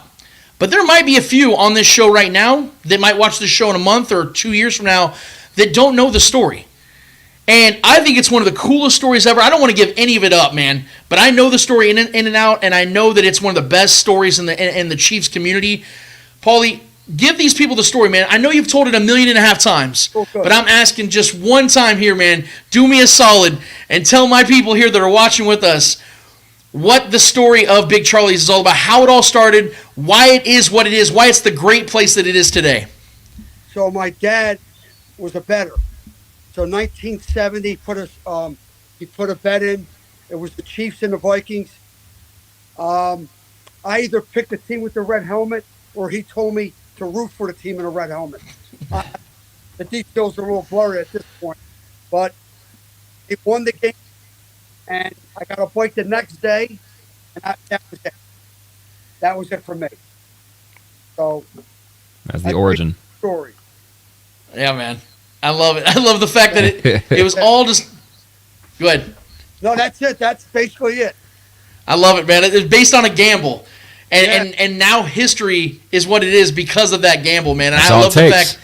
Now, correct me if I'm wrong, Paulie, but you've ran the place since 1983, correct? Yes. Yeah. He passed away in 83. So I took over in 83. We used to watch the games at my mother's house. We had a satellite there. So when my father passed away, we took the satellite to the bar. At the time, there was only about 5, 6 of us in the back room. And just over the years, it blew up. From 5 guys to 10 to what it is today. That's awesome. That's so awesome. Yeah, I've heard your interviews talk about, like, it was just supposed to be a gathering, just a couple buddies here and there, and now it's what it is, man. And now it's a place where guys that I love dearly, like Nick Wright, coming out there, hanging out with you guys to watch a Chiefs game. It's becoming, like I said, that Arrowhead East. It's truly that. It's not just a cute nickname. It's a real thing. And I love the fact that we get to rep you guys on the show all the time here. Even though we're 1,000 miles away, dude, it feels like we're right next to each other. We get to enjoy these games together. And I know you got Mikey and Laura with you. I'm going to get some questions with them in just a second. But something, Paulie, I want to get to you, man. This is a question that I've always wanted to ask you, because I know that you really understand the heartbeat. I feel that Trevor and I really understand the heartbeat of our city as well in Kansas City. We really understand the culture and the environment and how they feel about the teams that are in that city. And I know that obviously you guys are a part of this community, but you guys are surrounded by Eagles fans, I'm imagining. And back in the day when Andy Reid was the head coach of the Eagles, and you saw the successes and then the failures, and then ultimately in 2012, 11 plus years ago, the Eagles decided to part ways with Andy Reid. They let him walk. And you see Andy Reid 7-8 days later signing with the Chiefs as the head coach.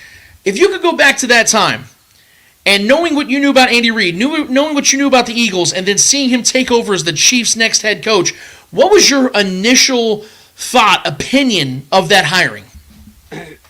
Well, I thought we were going to start winning from the beginning. I thought right away we'll start winning. My questions came, playoffs. I was a little iffy on that, but I knew from the beginning we'd start winning. So prior to that, we wasn't winning. So I was on board. My question was, could he get over the that's what's in my mind. Right. Getting over that hump. Getting over that hump is the biggest question.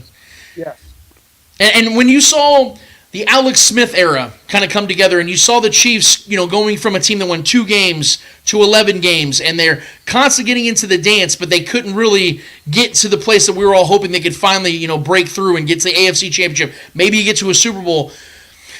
Before Patrick got drafted, where were you at on the Alex Smith era? Did you think, I think they could do it with Alex, or did you believe, like I did, they needed to go and draft a guy that could be a difference maker and take this team to the next level? Obviously, we didn't see it going this way, but where were you at on the Alex Smith era? Did you think that was going to be the era that they finally broke through, or did you think, we know what Alex is, good quarterback, solid guy, but they're probably going to need to go and get an elite franchise type of quarterback.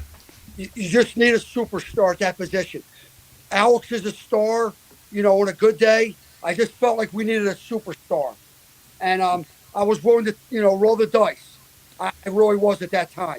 I thought Alex took it as far as he could. Not to blame him for everything, but... Yeah. Now, I know that you guys... I know you guys are also big friends with old Spags. Yeah. First of all, I'd love to know the origin story of that relationship coming together, because I've heard nothing but great things about Spags and his wife. I heard that she makes a killer spaghetti. Would love to try it one of these days, by the way. But, Spags has been such a polarizing figure here in Kansas City as well, because we saw in 2018 the Chiefs didn't get to the Super Bowl specifically because their defense could not make adjustments, could not get their heads out of their asses and line up on sides correctly, cost the Chiefs a chance of the Super Bowl. Spags comes here, changes things. Immediately becomes a respectable defense. And this season, in my opinion, the reason why this is such a great season isn't because Spags all of a sudden became a better head coach or a DC. It's because I think he finally has a defense that is as close to those old Giants defenses that beat Brady. I think it's as close to that, and maybe even better, physically, talent-wise, all that. Depth. And you're seeing that Spags is finally getting to orchestrate his defense the way he always wanted to. Is that the way you see it? And first of all, I'd love to hear the story about how you guys became friends. And I would like to know, in your opinion, if that's how you see it too, with Spags being able to continually dominate. Because in my opinion, he's the greatest DC that's ever existed in the history of the NFL. This is his 5th Super Bowl. And if he wins this, man, this will be his 4th Super Bowl ring. I think at this point, man, he's at the top of what a defensive coordinator is supposed to be in this league. For sure. So Laura could tell you the story as far as how we met the wife and how we met Steve, Coach Spagnuolo. I would say this: from the day he got hired, I felt like we were growing, we were going in the right direction. Even sometimes it might have looked slow, but we were definitely going in the right direction. So we are now. I think we're elite. I think we're one game away from the country realizing how good this defense really is. One game away. I hope we finish the deal. But Laura, tell you more about how we met Maria. And Absolutely. You ready, Laura? Yeah. Yeah. I'd love to hear from Laura. Let's bring her in. Hi, guys. Hi, Lance. Hey, Laura, how you doing? Good to see you. Nice to see you. I've missed you, man. It's been a damn year since I've seen you. We had such a fun time at Gates together. Got to hang out with you and Mikey, and we just had a blast, man. I enjoyed every second of that. How's everything going with you? Pretty good. Yeah, good. Yeah, I would love to hear the story, because I know you know all the stories. You're an OG. Like, you know everything about that place, man. Let us know how that all originated. So Maria came here with her family to watch the game, because she at the time didn't go to when they play away. She didn't go to away games. So her and her father and her sisters, they all came here to watch the game. So we got to know them. I can actually say she's a very good friend of mine. Maria has bartended with me when we played Eagles here during regular. Donated her money to charity, and her macaroni she makes from scratch. She taught me how to make pasta, and it's delicious.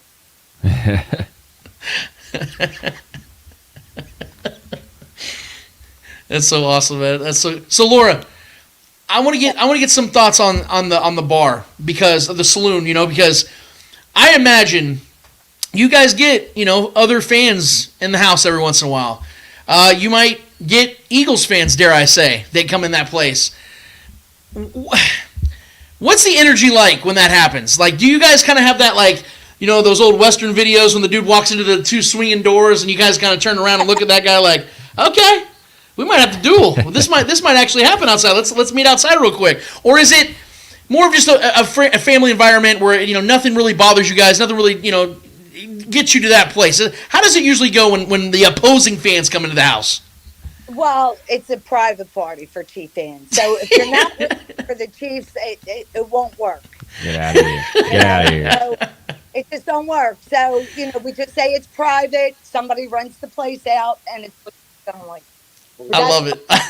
It's nice and calm. I love it. Now, Let me ask you a question, because you've had Kansas City barbecue now. I have to ask this question because I'm a chunky guy and I love food. You guys knew I grew up on barbecue out here in Kansas City, and one day when I come out there and hang out with you guys, I need to know where the best Philly cheesesteak is, because you've told me a couple places, but I've heard differing opinions. I need to know from my people in South Philly, where are we going when I come out there and we hang out? When you come here, we will definitely hook you up with it. It's either John's Roast Pork, who has a great steak, or Angelo's. They're the two best, in my opinion. I'm going to take your opinion then, because I trust you more than anybody else out there. So, but one more question here for Laura.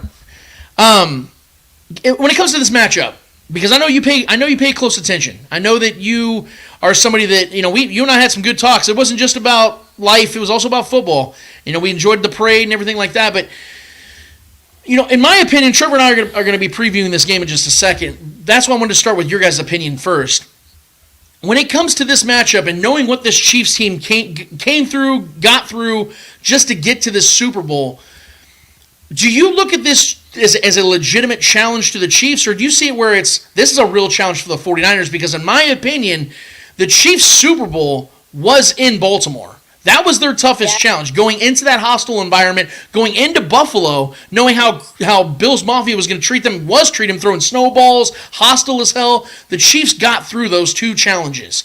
In my opinion, it's no disrespect to the 49ers, they're not the Chiefs' biggest challenge. And I think that now that the Chiefs have proven themselves, a flawed team albeit, has the greatest coach, greatest quarterback, and best defense by far, I think that this is the pressure's all on the 49ers to get this done. How do you see it? I agree. And I feel very confident with this game, and that kind of scares me because normally I'm like jittery and all that, but I'm very confident with this, which is a new feeling for me. So I'm a little nervous that I feel that strong about it. I understand that completely. But here's the cool thing, and I just want to add this, Laura. And Mikey, is that my guy Mikey in there? I don't know if that's my guy Mikey. He's like a big old teddy bear, dude. This dude's like 7 foot tall. I thought he was gonna crush me when I first met him. He just gave me this big old hug. One of my best buds, man. I love you, Mikey.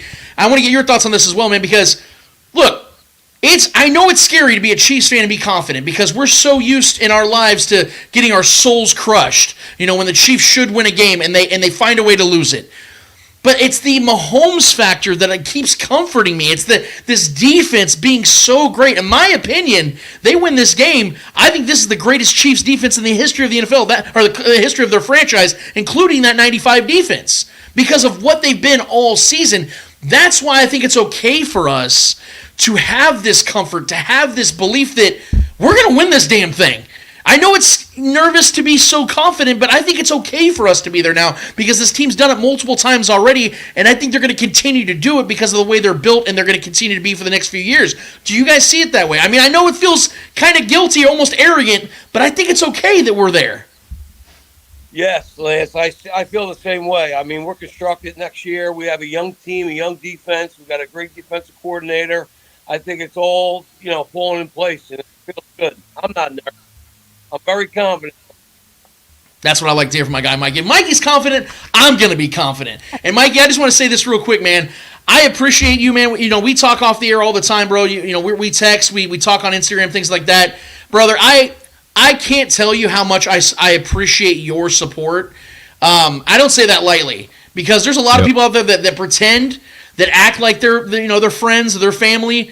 Brother, I know that's what you are, and I, when Nick Wright was there at Big Charlie's, talking about us. I mean, Nick knows who we are, but for you to do that, brother, like, I can't put a price tag on that. So I just want to sit here in front of all the viewers right now and tell you, thank you so much, brother, for being who you are, for being loyal to Paulie, to Laura, to all them, because I know they all love you, man, and they appreciate you being around. You're the big stud around there, brother, and I know that place is in good hands when you're around, man. Yeah, I am a loyal person. You know what I mean? I've been with Paulie all my life. He's been with me ups and downs in my life. Really never turned his back on me. People are. They always help me all the time. I make mistakes, but they always have my back. Yeah, man. Absolutely. Hell yeah. Love you to death, man.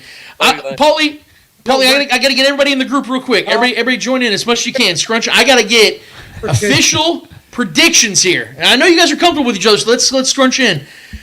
I need all three of your guys' score predictions for this game because I need to start basing my opinion around what you guys are seeing out there, man. So let's start with Paulie, the man of the hour, the man that runs the whole show. Paulie, what is the score of this game, brother? 27-20 us. I think it's going to be close. Boats that can't go off the rails, Lance, like last Super Bowl. I thought 4 years ago he went crazy. Taylor's got to do a better job on him. If Taylor holds his own, we're winning the Super Bowl. That's what I think. Like it.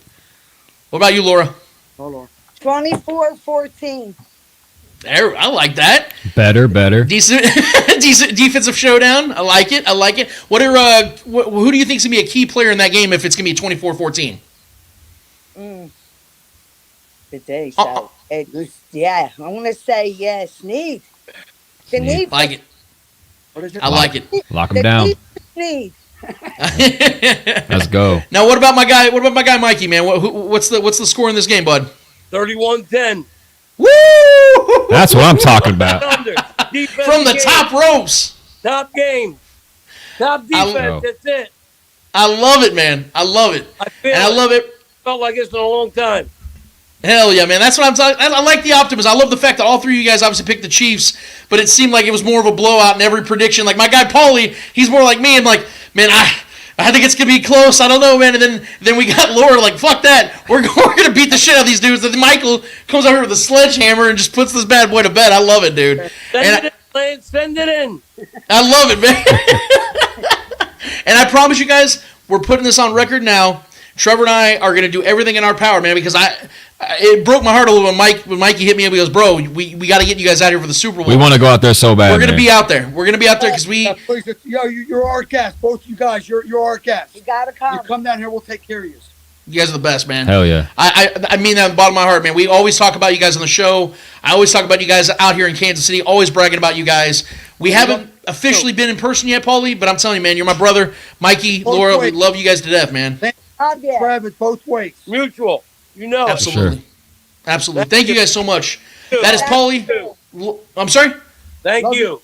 Oh, absolutely. It's Paulie. Of course. That's Laura, and that's Mikey. Love you guys to death. Big Charlie Saloon. Keep being great. Keep representing the kingdom. You guys are so valuable. We cannot do this without you guys. Thank you so much for being in here hanging out with us on the eve of Super Bowl 58. Love you guys so much. Go. Love you. Go Chiefs. Go Chiefs. That's right. That is our people over at Big Charlie's. I'm so glad that we got the audio fixed. Thank you, Trevor, for being the man over there and getting that fixed. We love you guys. We love Big Charlie so much. I hope you guys understand. If you haven't heard their story yet, you can find it all over YouTube. You can find it on the internet. Paulie's dad and starting that whole thing up, like I said, with just a bet. Just starting it off with the Super Bowl bet in 1970 to now where we're at, to be able to have a conversation with friends that otherwise we'd have never known. Man. I'd have never known Paulie. I'd have never known Mike. I'd have never known Laura if it wasn't for the community. Like Trevor talked about earlier about how important community is. We don't have this talk. Yep. If the Chiefs aren't the Chiefs. Don't let people tell you sports are not important or sports are dumb. It's bro. You create so many relationships, and it makes relationships you already have stronger. Yeah, I mean it's a special thing, man. I love those people, man. It's a tribal thing within us all, so it's We really that was awesome. Get out there, dude. That was awesome, man. We really got to get out there. Yeah. And I feel so bad that we didn't get the audio going. That's my fault. Whatever the problem was, It was a slight loose. I think we just need to get a new cable for the connection here. Something was just. We're constantly adapting and adjusting to the show. We're we gonna have figured to it out, baby. as time goes on. But the fact is, it ended up working. Man, that was fun. I wish. What's so funny is when Paulie's called me, and we've had talks, it ends up going for like 30, 40 minutes, man. And you don't even realize it because you're just having so much fun. And I love the fact that I feel like our energies just match. Our show, Big Charlie's, like the energies just mesh, dude. Yeah. And whenever we get out there, if it's cool with Paulie, I should have probably asked him on the show to put him on the spot. But I would love to do a show there. Dude. I think it'd be really cool. And let me know if you guys think that'd be cool in the chat, man. If you guys would like to see us do a little live show from Big Charlie's, that'd be a lot of fun, man. I think that would be a blast. And I can't speak enough for those people. I love those people to death, dude. They've just been so good to us. Like, I know it sounds like I'm just oversaturating this, but you guys got to realize for the last couple of years, they've been nonstop supportive of what we do here at the show. And you know, let's be real, man. The Chiefs community, when it comes to content creators, are very hostile and very territorial. For them to just open their arms to us without any question, without any concern, and just want to be involved in our lives, be involved in our show, and take the time on a Saturday like this, it's the most humbling thing, man. I don't take it lightly. So, and I agree with there's a comment here from a Facebook user. I'm not sure who it is. Sorry if it's one of you that is nameless. If people haven't seen it, go watch the NFL film story on Big Charlie's. It's great. Oh, that's John Harrison. JH. Sorry, buddy. Yeah, but that's an epic. That's one of the best ones I've ever watched on NFL films. But yeah, definitely check that one out for sure. Man, shout out to them, bro. That was one of my favorite guests for sure. That was awesome.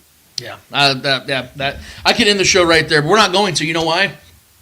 Because we got to get to you guys. It's time for the Speak It. Trevor, what are the people saying in the chat? Because I'm sure it's booming right now, man. Yeah. So, I mean, we've had a lot of questions and things floating out there today, but off the top row, we got our guy Dustin Orton, or Randy Orton, if he's going to come off the top row, whatever.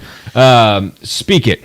Mahomes can't win MVP. If Mahomes can't win MVP, who on the team wins Super Bowl MVP? Ooh, you might want to stay tuned on that one because we have another segment we got to come up with, Trevor. I think that one of us at least might predict who might win this. Yeah, so I mean, it's not Mahomes. Unless you want to do the prediction first, then we can get to Speak It. However you want to do it, but we can talk to the people. I want to get to the people now. I don't want to make them wait any longer. They've waited for over an hour and a half. All right, so Mr. Orton, we will pocket that one, buddy. I promise you'll hear it. You'll hear it. Yeah.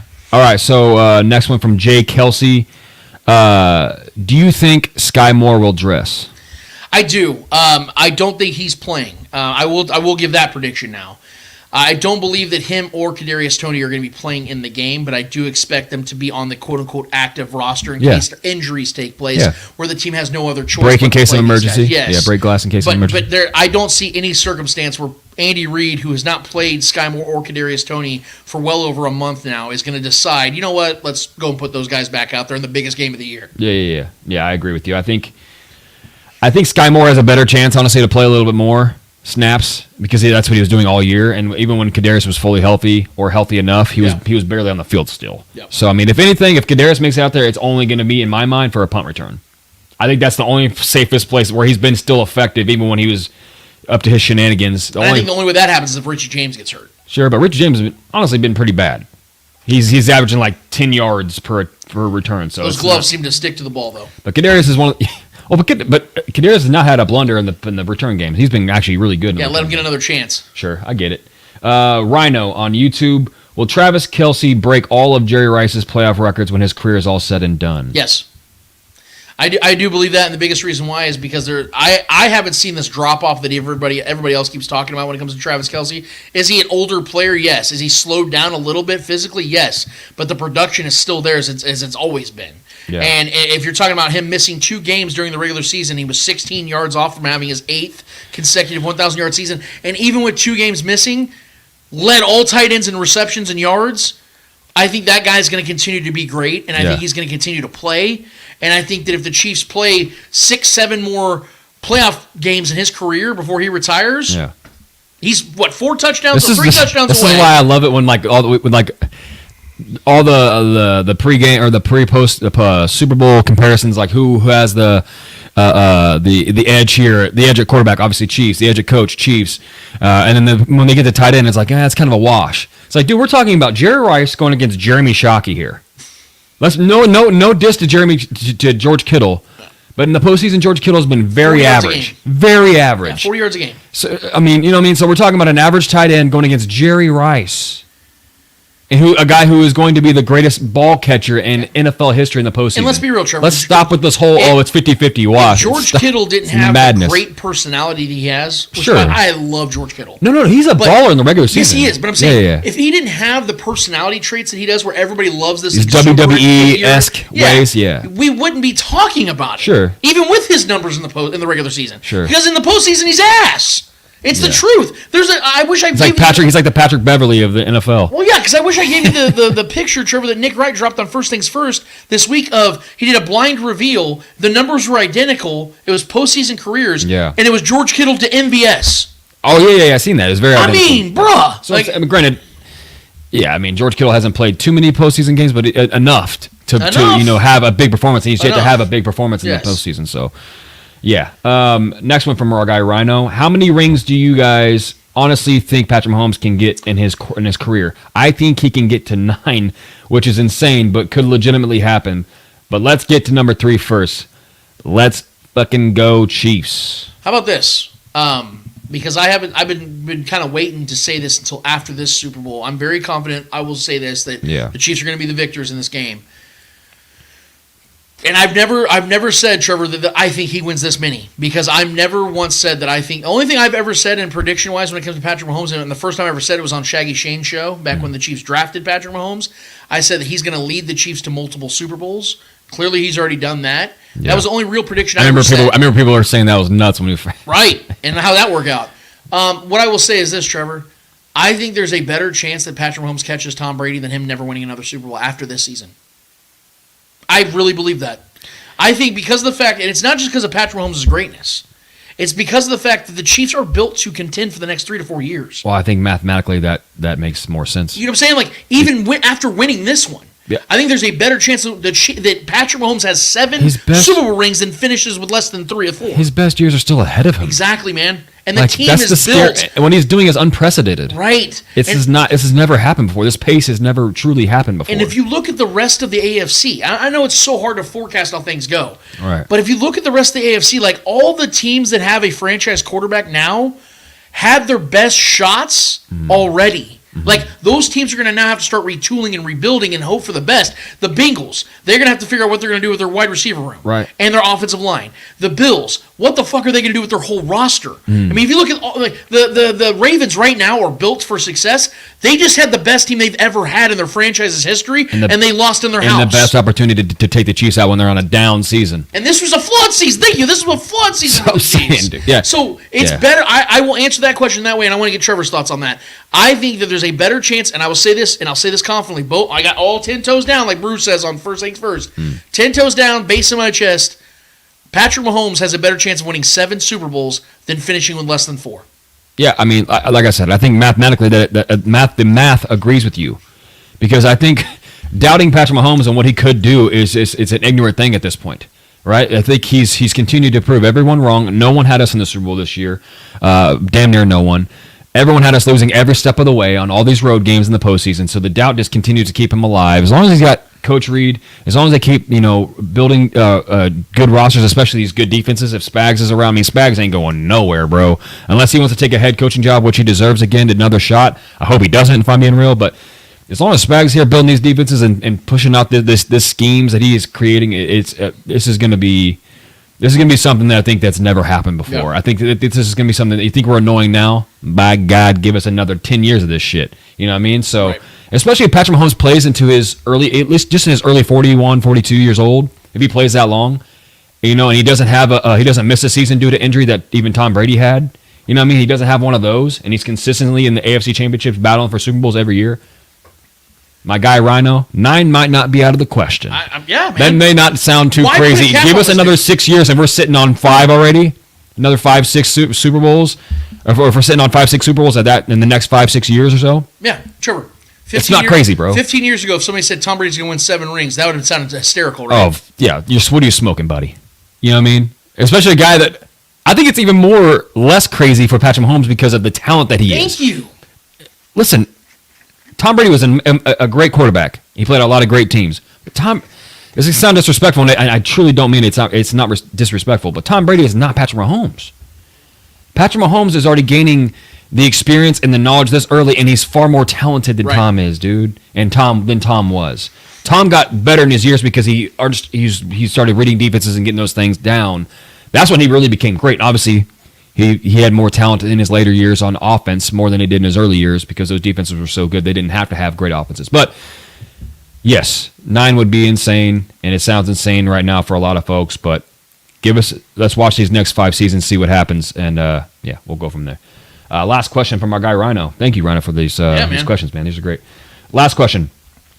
I think Andy Reid coaches until he's in his 70s. Do you guys agree? And if he does, he will dethrone Bill Belichick. I don't know. See, this is where I will say I don't know if Andy Reid will coach into his 70s. What I do... His 80s, yeah. He's coaching on the wheelchair, just fucking... No, what I will say is that I am very confident that Andy Reid will coach at 270, if that makes sense. Yeah. Like, I think that Andy Reid will at least finish the contract he's got right now, which is through 2025, 2 more years, which will put him at like 67 years old.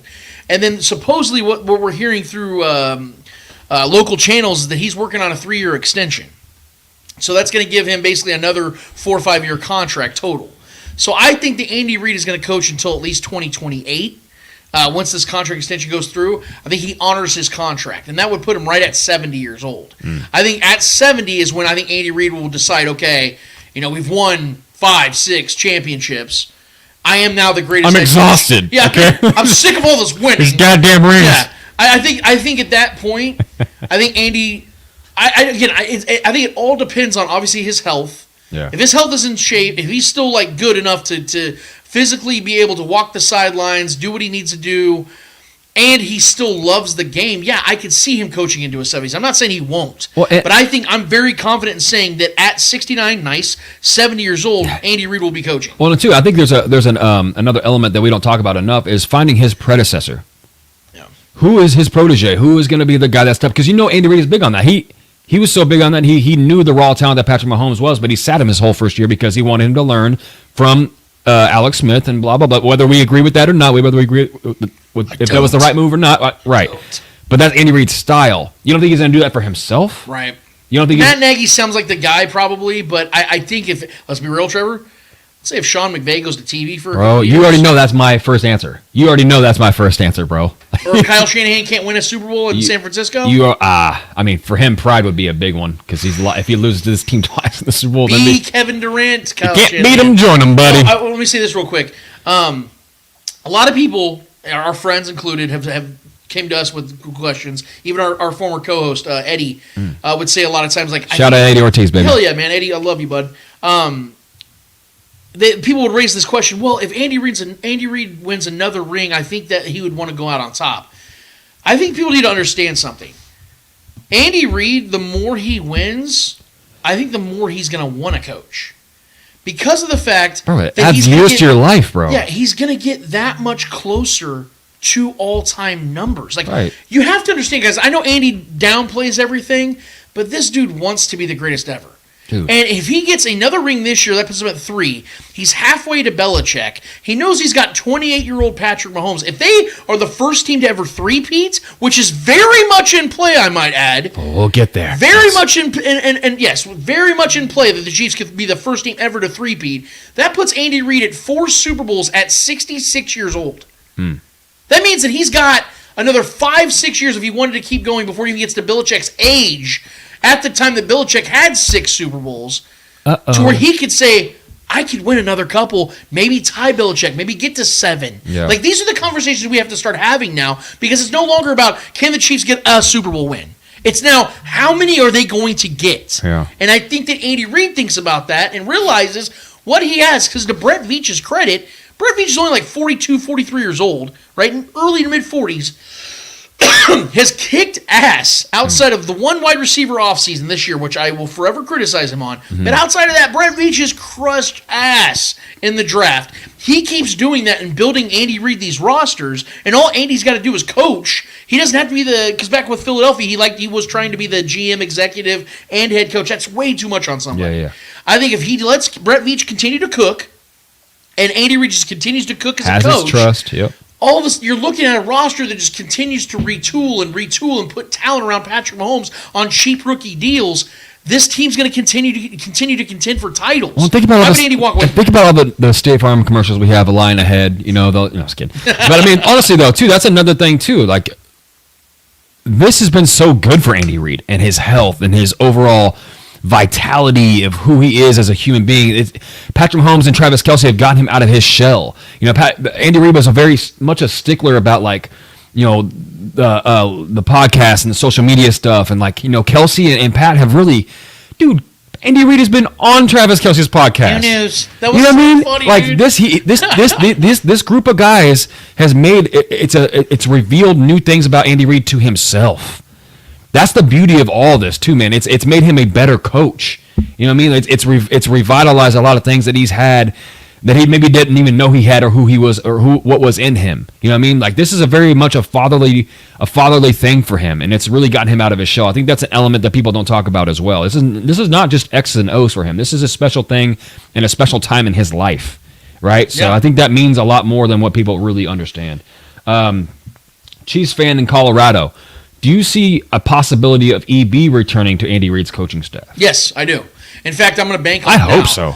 Yes, I think the Chiefs, because if you heard the reports, guys, this was confirmed that before the AFC Championship in Baltimore, Eric Bieniemy actually showed up to the stadium, joined the Chiefs in the locker room. Supposedly, he got like an uproaring, like standing ovation. A bunch of the players that obviously, because there's new guys on the team this year that didn't play with Eric Bieniemy last year, but a lot of these guys on this team did play with Eric Bieniemy last year, and they know how impactful he is as a man to that franchise, to this franchise. We can sit here and try to figure out why he's never gotten a head coaching job or what happened in Washington. The point is he fits here in Kansas City. We've always loved and embraced Eric Bieniemy. I've wanted to see him get a head coaching job, which is why I wanted to see him move on. That clearly didn't work. I think what's going to end up happening, if I'm going to take a rough guesstimation here, I think that he's going to return as the running backs coach. I don't want to see him stay there for long, though, because I want to see him get his damn chance. I don't think it's going to happen. I don't think it's going to happen now, but I want to see him get back to being an offensive coordinator. I just want him on the staff. Because he's a damn good offensive coordinator. Because he's loved here, and and there was a lot of reports and certain things we were unsure about when he was here. There was a lot of blame being thrown around to whoever was trying to divert the blame to whoever, but it got ugly there for a second. As far amongst the fans, anyways, a lot of speculation. Who knows what was true, what wasn't, but we know how much these players love him, and we know that there are already reports and proven and factual reports about him being with the team ahead of the Ravens game, and him traveling, even being with the team, I believe, during the Super Bowl and this preparation for this week. Yeah. That's a guy that Andy Reid loves. Is he's going to have him come in, and prepare for this and maybe give some pointers. And who knows? Maybe he isn't the running backs coach next year. Maybe they're like, hey, you're assistant head coach. Fuck yeah. You know what I mean? I don't know if Spags has that title or not. I don't know. Because I know that he gets treated like a head coach. Because Spags runs the defense. He's just laying the D out there. That's all he's doing. Literally laying the D. Like he treats Dave Tobe like a head coach. He treats Spags like a head coach. Because to their credit, they are practically head coaches on this franchise. Right. That's why I've always said this is the best coaching staff in football. Eric Bieniemy, he comes back. I think he needs to be treated like a head coach. I think he needs to be treated like, hey man, you're going to help run this offense. You and Matt Nagy can help me game plan all week. And if Andy wants to, he can continue to call plays on the sidelines. Either way, to answer this question as candidly and as efficiently as I can, this team's better with Eric Bieniemy. Yeah. So if and when he returns, I'm going to try to do a backflip, and I might end up in a wheelchair because of it, but I'm going to be that excited because I want Eric Bieniemy back. I will be recording that. He will. We'll have footage of that. He will be playing it too. So no, I yes, to answer that question, I do anticipate he will be back. It just makes too much sense. And I will be very excited for that because I think he's going to help this team win more Super Bowls if he's back. 100%. I would welcome that guy back so quickly. Next one from our guy, Chiefs fan in Colorado. Colorado sounds nice right now, too. Hell yeah. How's it out there? Is it ridiculous to entertain the possibility of a three-peat should we be victorious tomorrow against the Niners? I mean, crazy? Absolutely not. This team's only going to get better this offseason, bro. So, I mean, if we go get a T. Higgins or another stud receiver, draft another one, draft a tight end, draft some more defensive guys, and let Spags go crazy with them, we're still one of the youngest rosters in football. If we find a way to keep L'Jarius Sneed, what Veach has already teased out there, if we find a way to keep Sneed and Chris Jones, which I don't think is probably going to happen, but if we find a way to do that and they take team-friendly deals to continue this run, my God, it seems more likely to three-peat than not to. Hey, Trevor, real quick. You're a bettor, right? Yep. Unfortunately. When the betting odds come out next year, who's got the best odds to win the AFC next year? Who do you think it's going to be? It's going to be the Chiefs, buddy. This team's not going away. Like, this is what we need to understand. I'm not trying to sound arrogant here, guys, but the Chiefs have a very unique situation where they have a team that can legitimately win Super Bowls for the next 5+ years. They are literally set up for that success. I know that what matters the most is winning right now, which is why that's their focus. But guys, you have to go look at their roster right now. Everybody keeps making up this lie that the Chiefs are going to be in cap problems. They're going to have roster issues next year. No, they're not. Yeah. The Chiefs right now, and John Harrison, if you're watching, listening right now, please drop it in the comments and we'll put it on the screen. Break out your calculator. But John knows the Chiefs are going to be in a very prime position this offseason and the next couple of years, as he's broke down on the show before, where they can spend money, they can retain pieces that they want to keep if they want to do so, which means what?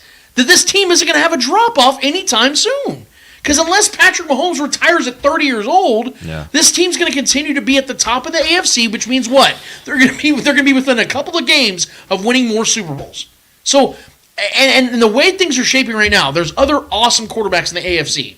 I asked a question the other day, Trevor, about if you can't pick Mahomes, which quarterback would you choose to pick to start your franchise with? A lot of people said Josh Allen. Totally understand. Sure. Joe Burrow. Totally understand. Lamar Jackson. Totally understand. C.J. Stroud. Totally understand. None of those guys have come close to the success that Patrick Mahomes has had. And as we continue to go further and further down the road, it's only going to get easier for Patrick Mahomes because it's been that much more obtained. It hasn't been like this one time 6 years go by and Patrick's like, man, I need to get back there.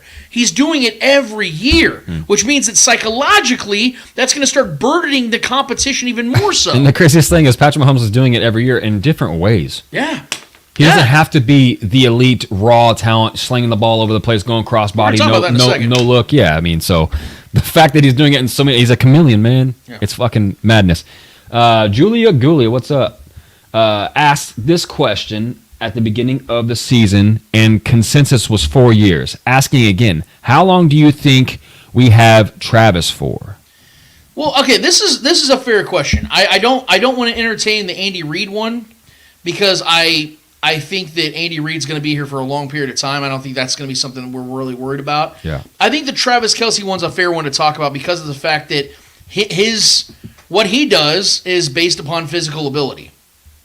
And I will say this. I guarantee you guys that Travis Kelce's not retiring this offseason, but after that, I can't tell you what's going to happen. I could very well see after the 2024 season that Travis Kelce says, okay, I am done. I'm 35 years old. The majority of the great tight ends usually retired by 35. Yeah. I think that might be the time. What I will say is I guarantee you, though, that he has at least one more season. There is a caveat there, though. Most of those guys at this time were not going on dynastic runs. Right, which is why I'm not calling for his retirement after this season. Most of those guys weren't catching 11 catches on 11 passes more for 100 plus and a touchdown. Yeah, more than likely what's going to happen is Travis is going to play a couple of more seasons. At least to me. Yeah, I think because he's still so great, and like you said, like we keep talking about Andy Reid, why would I walk away? If Travis Kelce is still good enough to contribute at all for this team, he's going to be here. I mean, you guys got to remember, it's not just that they're having fun and having success. His best friend is Patrick Mahomes. Patrick Mahomes' best friend is Travis Kelce. Yeah. Like, they're going to want to continue to do this for as long as they... That's why, I don't know if you guys watched the video, but we posted it after last year's Super Bowl, where you noticed Patrick Mahomes was on the stage, and who are the two guys he wanted on the stage with him? Travis Kelce and Chris Jones. Mm-hmm. Why? Because they have been the frontiersmen. They have been the headstones of this dynasty. As long as those guys... that's why we're going to talk a lot about Chris Jones coming up in these next few weeks. But those are Patrick Mahomes knows those are the guys that he wants to have around as long as possible. They wanted that with Tyreek Hill. Patrick Mahomes was pissed when Tyreek Hill got traded. He didn't want him gone. He thought Tyreek Hill was down for the long term. But Tyreek Hill wanted his money, and that's great. But he knew... or he thought, Tyreek's going to be here with us for the next 5 to 10 years. He's going to help us win more Super Bowls. He didn't want to do that. Now, Tyreek Hill is taking interviews at Radio Row during Super Bowl week talking about how he's the sad little brother. Because now he's going to miss on multiple rings. Tyreek Hill could be a part of a 3-ring team right now. Mm. And it's funny how Tyreek's whole villain role to the Chiefs now, he's now an ally. He's now if it's not the Dolphins, I'm always rooting for the Chiefs. Right. It's just funny how that beating his ass twice will kind of put things into perspective for him. But yeah, good times. Our brother Jared actually has one on here, and we kind of touched on it a little bit ago. But Jared asks, say Andy Reid is ready to retire and decides to go out on top. Would EB be in line to take over and keep this baby rolling? And should we be good with that? Should we be good with it? That's probably the toughest question to answer. I will say though that I don't think EB is the guy that is going to succeed Andy because of the fact that if that was the case, they would have made sure and kept him on staff this year. Yeah. Because they would have told EB, like, look, bro, you're right in line. I actually think that's what Matt Nagy was brought back for. Sure. Because EB was on the roster when they brought Matt Nagy back. Matt Nagy has head coaching experience, and to Matt Nagy's credit, went to the playoffs twice and had a winning record with Mitchell Trubisky. Yeah. In a very tough division, I might add, back in that day. So Nagy's got some unfair hate this season. Completely unfair. For sure. The whole offense struggling crap they were trying to put that on. You notice how that's gone away? Why is that, Trevor? Oh, because they're in the Super Bowl again, and they average 24 points a game in the postseason. That's wild. But I don't think that to answer this question, if I'm a betting man, I don't think Eric Bieniemy would be the head coach of the Chiefs if Andy Reid was a step down. If I'm a betting man, it's going to be Matt Nagy as the successor, because like I said, I think he's the guy that the Chiefs trust with the experience of being a head coach in this league to take on that responsibility. But I do expect, if that was the case, that Eric Bieniemy would stay on staff. He'd be the OC, without for question. sure. Probably assistant head coach. For sure. But here's the problem. Not to get too deep into the weeds here, bro, but I think if Andy Reid was to step down, the Chiefs are also losing Steve Spagnuolo. I think they're going to step down together. Don't you say that. I know. But you have to remember who brought Steve Spagnuolo to Kansas City. Who brought Steve Spagnuolo to Philadelphia? It was Andy Reid.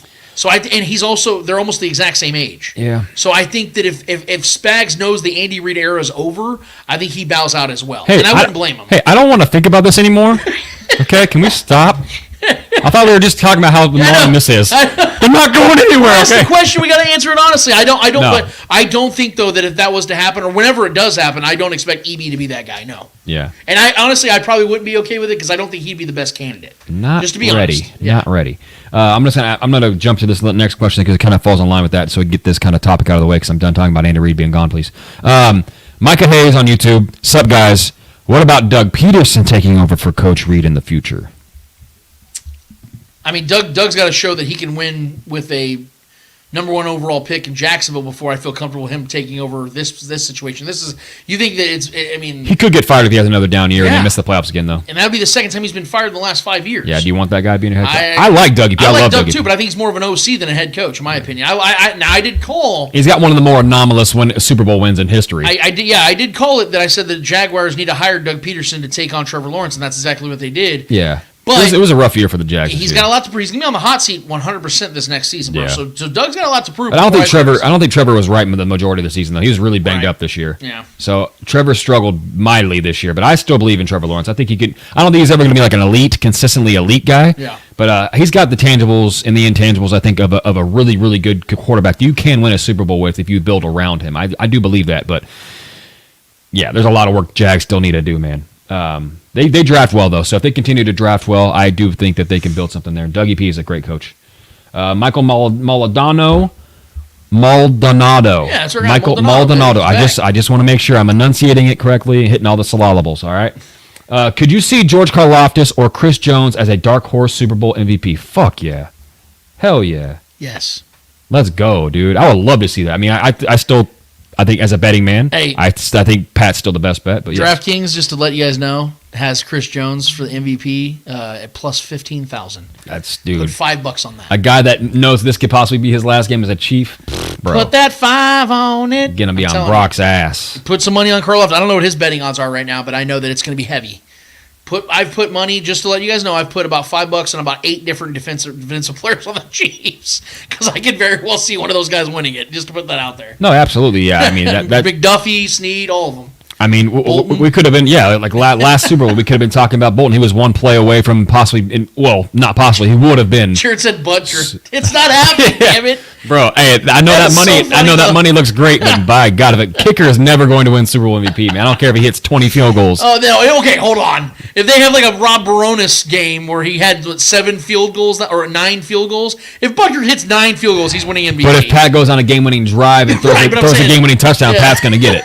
If Pat seals the deal, he's still getting it, dude. That's just a kicker. I mean, it's shit. I would love that. I don't care as long as we get the dub. That's all that matters to me. But yeah, that's some good odds there. Brian Parrott.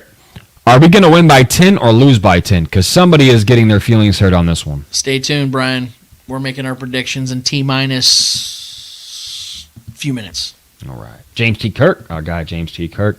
If the Chiefs win tomorrow, who will you tune in to see first to watch them eat crow? Man, that's actually a really good question. There's a lot. There's a lot of people. But I will say that there were some wrenches thrown this week. A lot of shows picked the Chiefs. Wisen up. Yeah, there's a lot of shows that picked the Chiefs. Okay, how about this? And it's ironic too because he's the first on air in most networks. It's Craig Carton.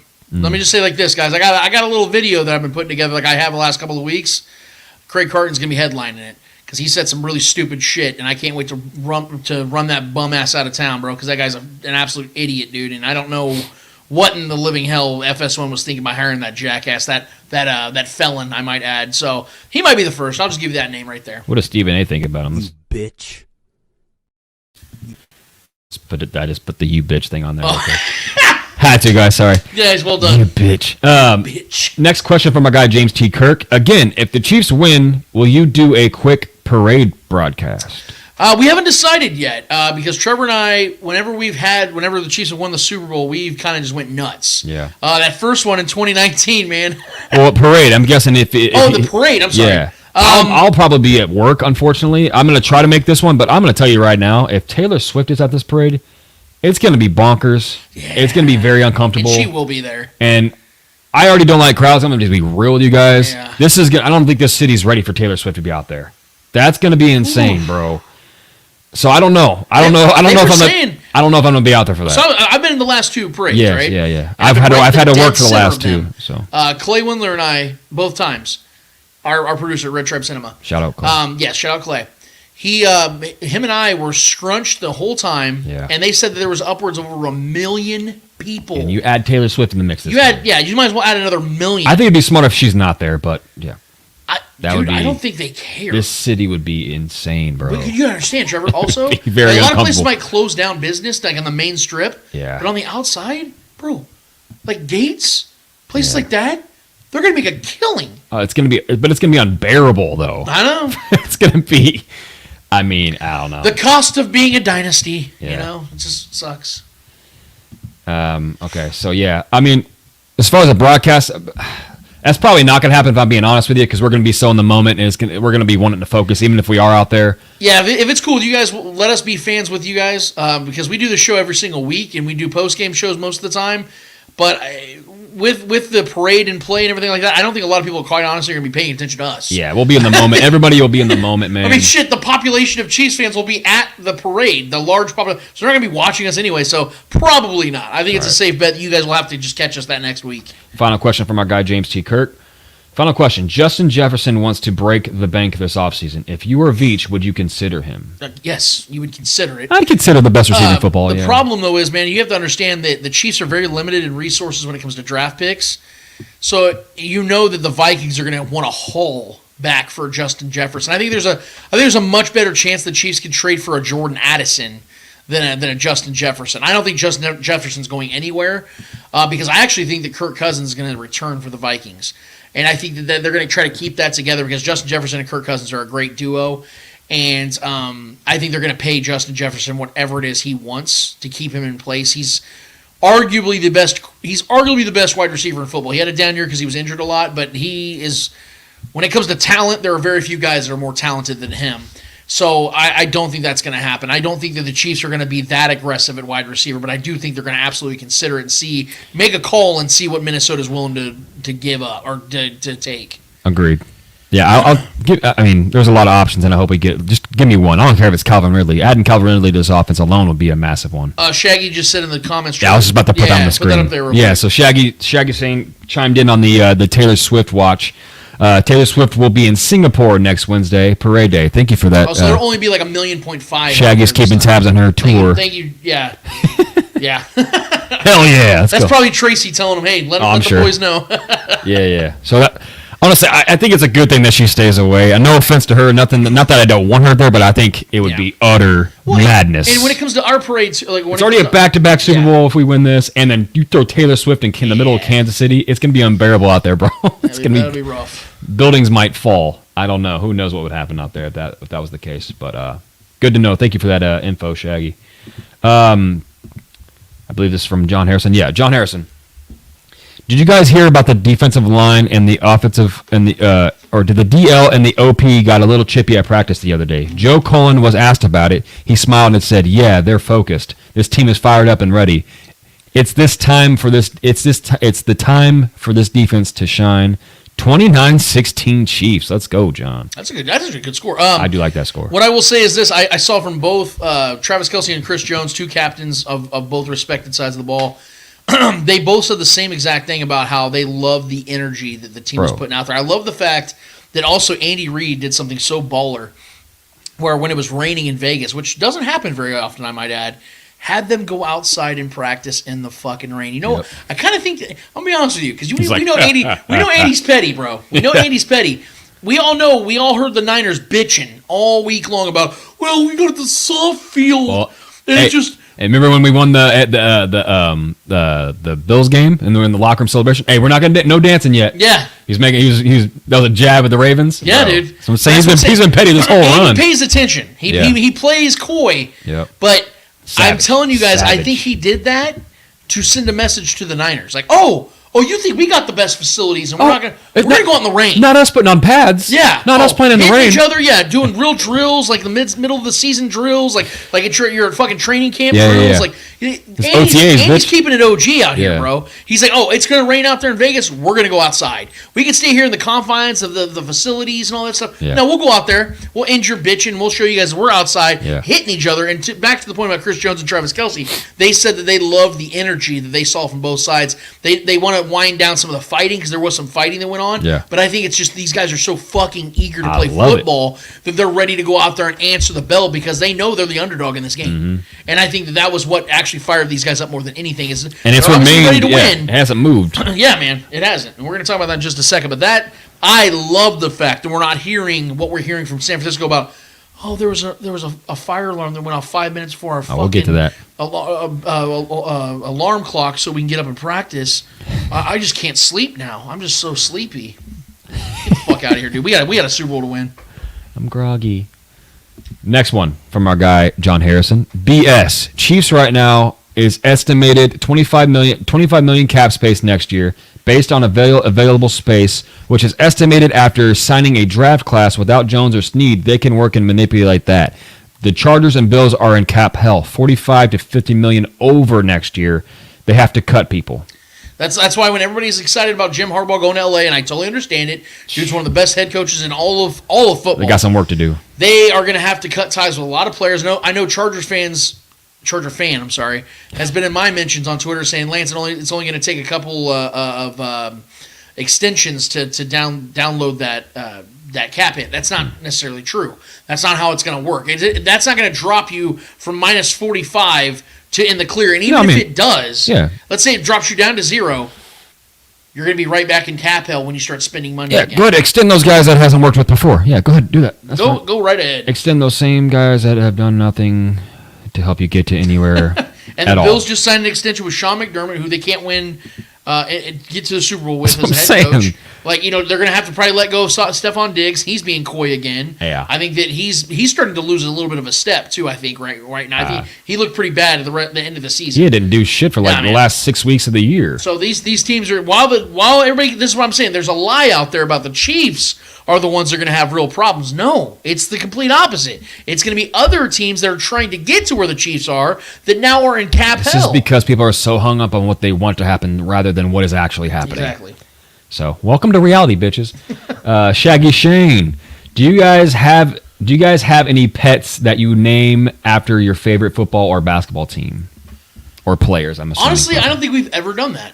No, I don't think so. I know Shaggy has Chief. Mm-hmm. One of his dogs, I believe, has a middle name Kadarius, right? Hopefully, God, I hope not. I believe so. Oh no. Hey, but that could be a good thing. It could change. The man can change the stars. Oh God. But no, I don't think we've named any pets. This is not Knight's Tale, Trevor. I mean, I don't know. We've had a lot of pets throughout our years, but I don't think we ever named them after a team or after a player.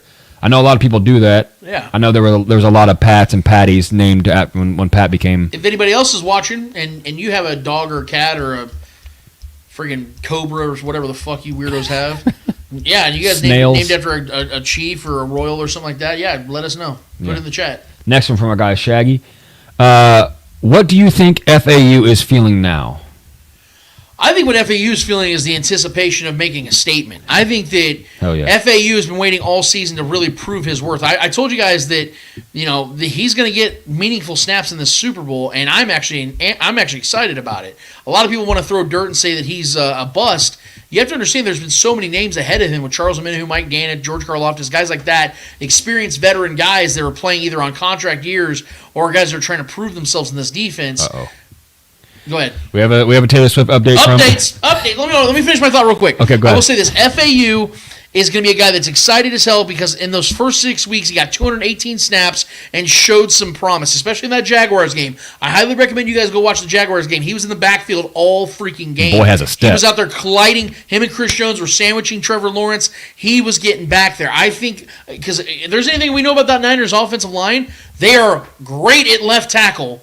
And everywhere else, they're either average or below average. I think if FAU lines up on that right side when Chris Jones is not, when he's going to try to take advantage of that right tackle, I think you're going to see FAU get in the backfield. I'm not predicting he's going to get a sack. I'm not predicting anything. I'm just saying I think he's going to be a net positive when this game is over. I don't think FAU is going to show us that he's not ready for the bright lights. I think he's going to show the opposite. This man is a Big 12 player of the year. I believe in this kid. I think the Chiefs drafted him for more reasons than just being a local kid. I think it's because he's got the goods, and I think those goods are going to be on display in the Super Bowl. Well, and to add to that, one last addition to that, I think Spagnuolo is the guy that's going to put him in the right place at the right time and know how to utilize his strengths. Right. So I trust Spags to put the guy in and put him in position to succeed.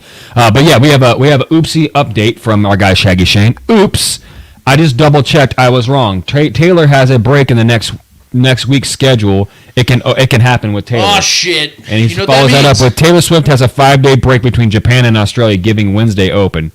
She's coming to Kansas City, kids. Oh, no. It's happening.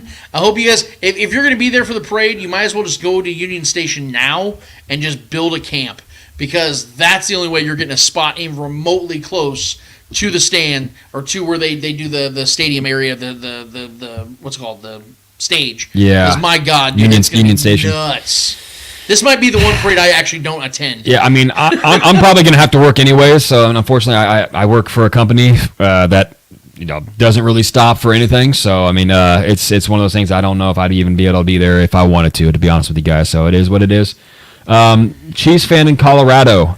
What wide receiver goes to the discount payday to join the Chiefs? This is the part where I think that we need to start paying. We'll have a whole offseason to touch on. Yes, but I will tell you guys consistently. I think when it comes to guys that the Chiefs aren't going to spend $30 million a year on, I do think a guy like a Calvin Ridley, dudes like that are going to be guys that Chiefs pay attention to. If T. Higgins is a free agent, which we know is debatable because the Bengals can technically lock him up on that tag and then trade him if they want to, that's going to be where the Chiefs aren't in the T. Higgins business because we know the Bengals will ask for a first-round pick. I think it's going to be like that. Calvin Ridley and down. What I will tell you guys is they're not getting Mike Evans. I don't know if you guys have been hearing those recent reports, but Mike Evans wants a multi-year deal of over $30 million a year. Yeah. Chiefs are not giving a guy in his 30s that kind of deal. If he was the Bucs will probably find a way to pay him and keep him there. Or that. But there's going to be some names. We'll definitely break that down at times. But I think a name to watch out for is Calvin Ridley. I think he's a guy that the Chiefs would love to have. They tried to get him this last offseason. And also, pay attention to Jameson Williams. Jameson Williams, I think, is going to be a free agent, if I'm not mistaken. Or no, this will be his fifth-year option. Jameson Williams from the Lions is a guy that hasn't really – he was drafted, 2020? Was that 2020 or 2021? So this will be his fourth year. So 2021, I think. Let's see if the Chiefs try to make a trade because we do know we have speed, bro. Yeah, we do know that he's the kind of guy that would fit this offense, and maybe the Chiefs might try to make a trade for a guy like that.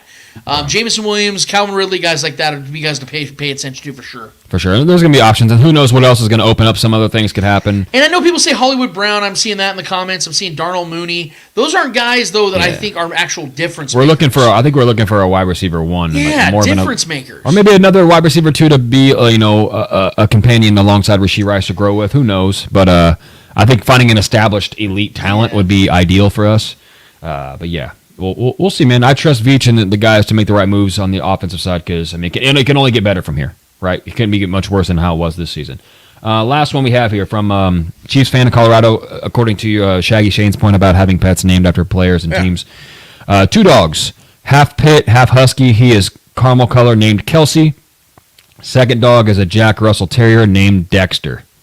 I'm guessing there's a McCluster going on in there. I'm sorry. Did I just hear half Pit, half Husky? That's a beast. I'm gonna need picks. Have you ever seen a half Pit, half Husky? That's a mix there. Holy shit! I'm impressed. Yeah.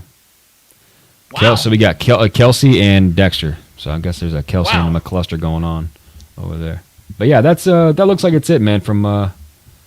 Well, I got a comment here in response to my Calvin Ridley take. Oh, yeah, there we go. Micah Hayes saying that Calvin Ridley is under contract next year with Jacksonville. Williams in his third year. I get that. I'm not saying they're free agents. I'm saying that if the Chiefs are looking at guys that can be difference makers and they might be able to get away with trading a pick for a guy, because if we're being honest, Jameson Williams is nowhere near the wide receiver one in Detroit. We know it's Amon-Ra St. Brown. Then we know they got Sam Laporta. They have 2 running backs. They have a lot of weapons around that situation.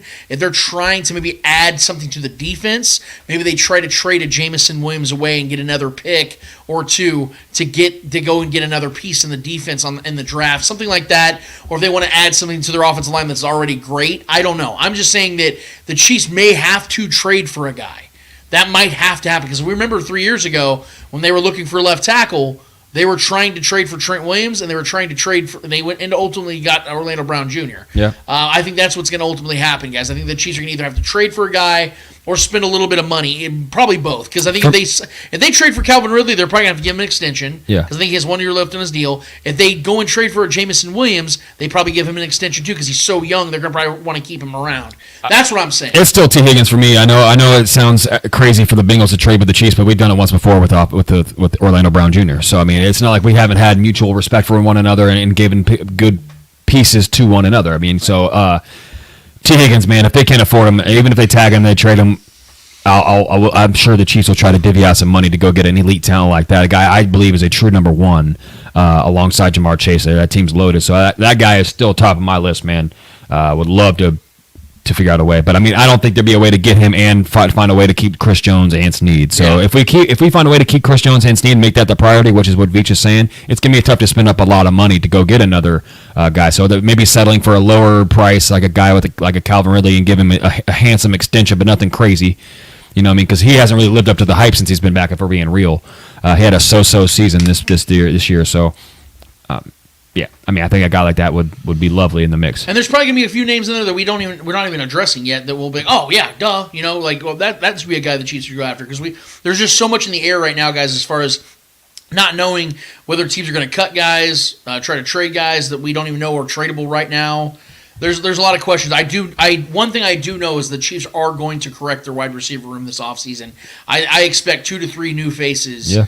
At least one from the draft, and I think there are a couple guys, whether it's in free agency or trades, that the Chiefs are going to add around Rashee Rice, because it's even more pivotal to do that with Travis Kelce aging. Yeah. Agreed. All right, well, that's great. Awesome chats, guys. We appreciate every single one of you guys for being a part of this. We love you guys to death, man. We appreciate every single one of you guys for being a part of this every single week. Great conversations. We need to study along the show, because we've been going long as it already is. Yeah. We have a couple more segments to get to. So let's not wait any longer, Trevor. I know we kind of jumped out of order, but I wanted to get to the people as soon as possible. I didn't want to have to make them wait for 2 hours to get into the chat. But it's time to do something that I know you guys have been waiting for as well. And it's to preview and predict Super Bowl 58, Chiefs versus 49ers. Let's go. I want to just jump right into this, because I don't feel like, I told Laura, I told Paulie, I told Mikey, I told everybody on the show over this last hour or so, I don't want to sit here and beat around this bush. I have never felt better about a Super Bowl matchup as a Chiefs fan than this one right here. Because I truly believe the Chiefs played their biggest, greatest, toughest opponents already. I'm not saying the Chiefs are underlooking or overlooking. Yeah, they're not taking the 49ers seriously. In fact, I know it's the opposite. I mean, we're practicing in pads and rain, so they know that this is a formidable opponent. But I hope that everybody understands that even though this is a rematch from the 2019 Super Bowl 54, this isn't the same situation at all. And I'm going to break that down right now. First of all, this is not the same 49ers defense that the Chiefs faced in Super Bowl 54. Trevor, go ahead and drop that first bucket right there for me. If you look right here, yards per game, they're not only substantially worse in yards allowed, They're nearly half a yard worse per play. They allow third down conversions 10% more of the time and have 7 fewer sacks and a QBR grade. The QBR grade out is 8 points better in QBR. Quarterback's grade 8 points better. They're also extremely predictable. Drop that next footage, Trevor. If you look at this chart right here, coverage, predictability, and efficiency for NFL defenses in the season of 2023. Would you look at it? Look where the 49ers are at, Trevor. Mm-hmm. They're one of the most predictable defenses when it comes to coverage. In fact, Trevor, this isn't just a much worse or far more predictable defense than what the 49ers had in 2019. It's the worst playoff defense in the Shanahan era. Drop that footage. If you look right here, kids, significantly more in points per game, significantly more in yards per game, significantly more in rushing yards per game. Then there's the 2023 Chiefs defense that is not only significantly better than it was in 2019, it's historically great. That's right. I just said historically great. Don't believe me? Check out this little factoid right here. Would you look at it? That's crazy. 5 of the best defenses in NFL history for a single postseason. Fewest points per game allowed. Sure, who's on the bottom of that? The Kansas City Chiefs. The Kansas City Chiefs. 2023. Right below the Seattle Seahawks of 2013 that won the Super Bowl. And if you look at all those other teams, Trevor, what did they also do? They won the Super Bowl. The Chiefs have a golden opportunity here, like I said earlier, about being the best defense in franchise history, and going down as one of the 5 best defenses in postseason history. Think about how insane that is. Yep. And none of those defenses were accompanied by the talent at quarterback that we have. Thank you. But folks will say this, Trevor. Yeah, well, Brock Purdy is a much better quarterback than what the Chiefs in 2019 faced in Jimmy G, so it's a wash. Are you sure about that? Are you sure about that? Trevor, go ahead and drop that footage real quick. This is a direct comparison between Jimmy Garoppolo in 2019 and Brock Purdy this season. Would you look at it? They are the exact same quarterback. Only difference is, if you look at the bottom where it says offensive all-pros, one had George Kittle and the other has 5. That's crazy.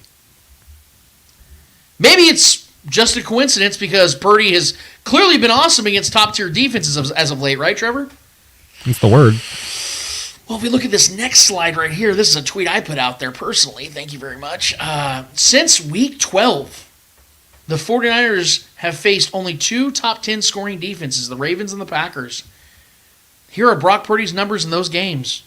61 completion percentage, 261-yard passing per game, 1 touchdown to 5 interceptions, 7.3 yards per attempt with a 66 quarterback rating.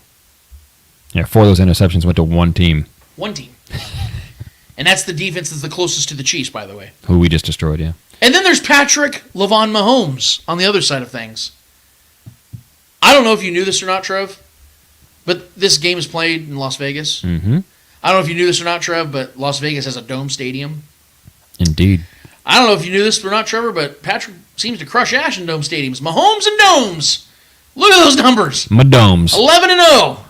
67 completion percentage. 330 passing yards per game. Yards per pass. Almost 8 yards per pass. 26-2. Touchdown to interception ratio. Patrick Mahomes. Patrick Mahomes with a 107 quarterback rating. This includes a 4-0 record at Allegiant Stadium where they're playing this Super Bowl.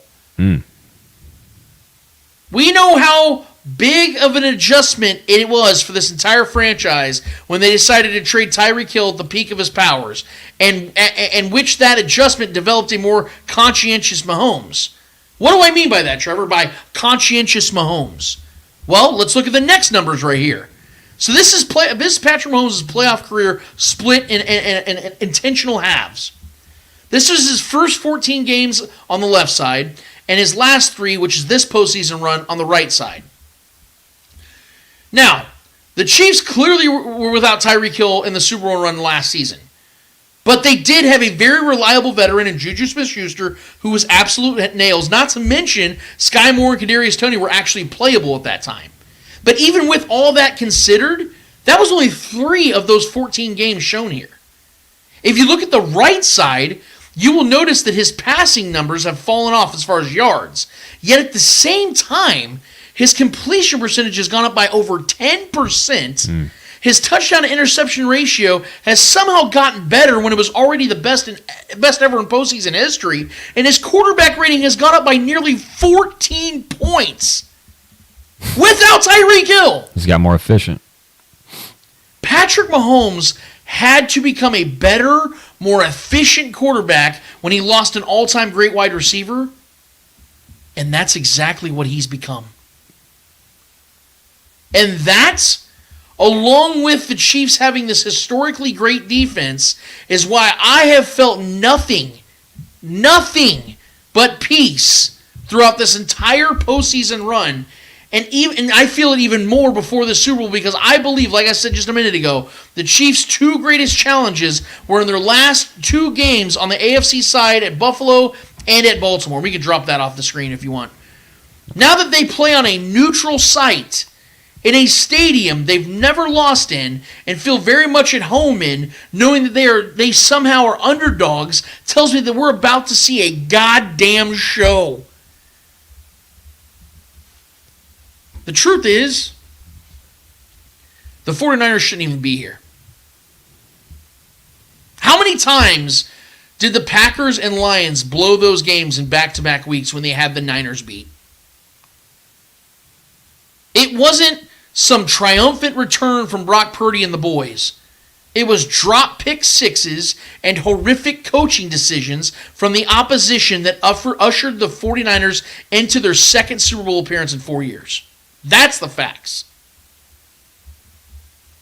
Meanwhile, the Chiefs dominated the second-ranked scoring offense, then turned around and not only beat an MVP candidate and an actual MVP on the road in back-to-back games, they did it in dominant fashion.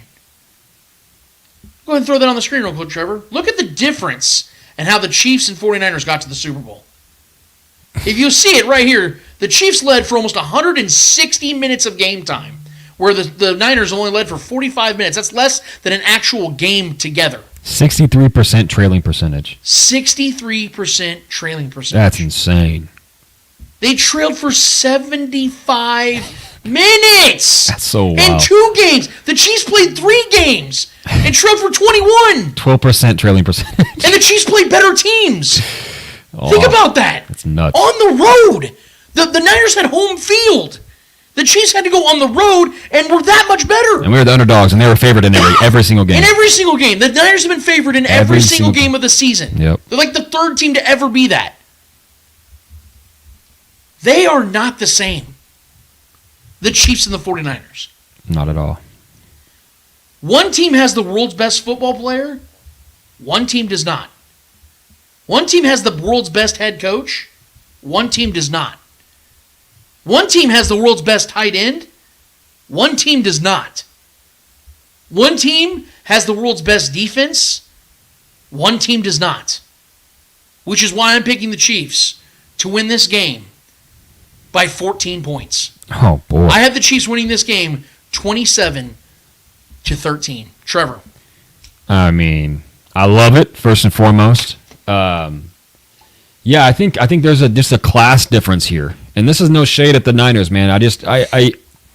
My initial reaction when I knew who we were playing was Brock Purdy against Patrick Mahomes. I know these quarterbacks are not on the field at the same time and they don't play each other. But I'm one that tends to try to have like a hindsight vibe of things, like how I'm going to look back on this Super Bowl, however it goes. And no situation do I think I'll ever have the hindsight of looking back to the Super Bowl and like, man, Brock Purdy beat us. Brock Purdy beat Patrick Mahomes. And I know a lot of people can go back to the Super Bowls in which no one really thought Eli Manning was going to go beat Tom Brady. And I'll say it again. I said it earlier in the show. Tom Brady is not Patrick Mahomes. Tom Brady, listen, I know Tom Brady's had epic comebacks. The one against the Falcons is one of the best of all time. We're not going to need to come back, though. Like this is a different. This whole season has been obviously a different, and it's been rough. It's been a rough road. But the way we've won games, especially these past three, since the postseason started, these three postseason games leading into this one, it's been a whole different way. Patrick Mahomes, you can call it game managing, you can call it whatever you want. Patrick Mahomes has played efficient, clean football. Yeah. And this defense has just been pinning their ears back and getting after folks. And Spags has just been mixing things up and confusing the hell out of quarterbacks. And those quarterbacks he was confused along the way to get to this game, confused massively, are all guys that people were saying at one point or another this season were MVP guys. And I know that there's that sect of people that were saying Brock Purdy should have been an MVP guy. I get it. He was getting votes. But there was for the first several weeks of the season, people were saying Tua should have been the MVP. For the last several weeks of the season, people were saying Josh Allen should be the MVP. In this last game, we just beat the MVP. And made them look pedestrian at best. Yeah. Made all these guys look like they weren't fit for that kind of pressure, for that kind of game, in their house. And now we're going to a neutral site, semi-neutral site, I'll say neutral, because we're 4-0 in this place. And Patrick Mahomes is going to go out there and do what he does in domes. Remain undefeated. So I'm right there with you. I understand there's a lot of talent on this Niners team. That doesn't matter to me in this situation because experience trumps talent every time. Momentum is a bitch. Momentum is something, especially when they continue to give us bulletin board material. You know what I mean? It's just something that gets his team riled up. Like you said, the complaining about the field situation, the practice field, and then us going out there immediately and practicing in the rain with full padded practices. Just shows you the difference between the mentality of these teams and the teams that have actually acting like we've been here before, the teams that have been here and done it numerous times already before. And this is no shade to any of the Niners, man. I have massive respect for Kyle Shanahan, one of the best coaches in this league. Brock Purdy's been one of the best stories I've ever seen at the quarterback position. I love stories like that. I root for guys like that. I have nothing against him. Even though he's been a little over-glorified in my opinion. It is for whatever reason. He's in a big market on a good team, a team that's made it to the final game of the year. So congratulations on that. Benchmarking his personal career. Very young guy. The youngest, I think, to ever start in a Super Bowl. So congratulations to him. Nick Bosa is an absolute dog. They have a bunch of dogs on that defense. They have an ex-Chief on that defense who's claimed that it's better on that side for whatever reason, even though he has jewelry with the Chiefs logo on it. Cool. Say what you want to say. I'm taking the ones that have been here and done it. I'm taking the best player who's ever grabbed a pigskin in Patrick Mahomes. I'm taking arguably the best, maybe the best coach to ever do it by the time it's all said and done. And my score prediction is the Chiefs. I have a scoring more than 30. I know that's kind of been picking up some steam. Earlier, everyone was saying this was going to be more of a defensive game. I don't believe in the Niners' defense, as the stats you just showed should give you reasons to not believe in them. They have the names. They have the talent. They have, whatever. That defense has been giving it up, especially on the ground. I mean, Pacheco could have an all-time game here, if we're being honest. They're allowing average on 150-plus rushing, 156-plus rushing yards a game. Yep. And they're not going to face a team that they're going to face right now. I had the Chiefs winning this game 30-21. More than a touchdown. I remember in our group chat with all of our boys, and we have several group chats, but I never hesitated to say that this team is going to win by more than a score, more than a touchdown. And people that were taking, making this game seem like it was going to be close. I'm not calling for a blowout, nor do I think it's going to be an absolute blowout. I just don't have faith in the Niners offense to go put up points against this defense because nobody has. Outside of that Packers game and the Broncos game where we had to turn the ball over 5 times in order to set them up to score numerous times. Outside of those anomalous kind of games, this defense just does what it does. You know what I mean? The Niners offense has a lot of talent, and I get it, and I respect it. And Christian McCaffrey could absolutely be the guy that blows this game wide open, and that could definitely happen. And I have all the respect in the world for those guys. Deebo Samuels is a dog. I love that guy to death. George Kittle's, I love tight ends, and I love George Kittle and everything he represents. The toughness, the tenacity, and the character and the personality he has. I have all the respect in the world for these guys, but it's just we are better than them. We are better in the biggest positions and the biggest spots that matter the most. We have the coach, we have the quarterback, we have the experience. We have the biggest reason. I know this game, a lot of people are saying this game might be bigger for Kyle Shanahan. I disagree, man. I think this game is bigger for the Chiefs, in my personal opinion. I know we're playing with house money, and the pressure is on the Niners to get this win. The pressure is on Shanahan, but that doesn't mean that this game is bigger for them because they have more pressure. I feel like this game will etch this dynasty in stone for the Chiefs. This game will etch this dynasty in stone for Andy Reid as a coach of a dynasty. That's really just getting started, right? Or maybe just in the mix of the prime years of this dynasty. Definitely not at the end. No. But this will etch this beginning of this dynastic run in stone.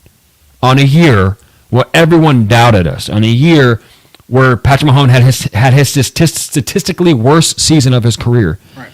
And we're on the verge of etching a dynasty in stone with the best possible years ahead of us. With the best possible stacks of talent offensively, these new guys that we can get.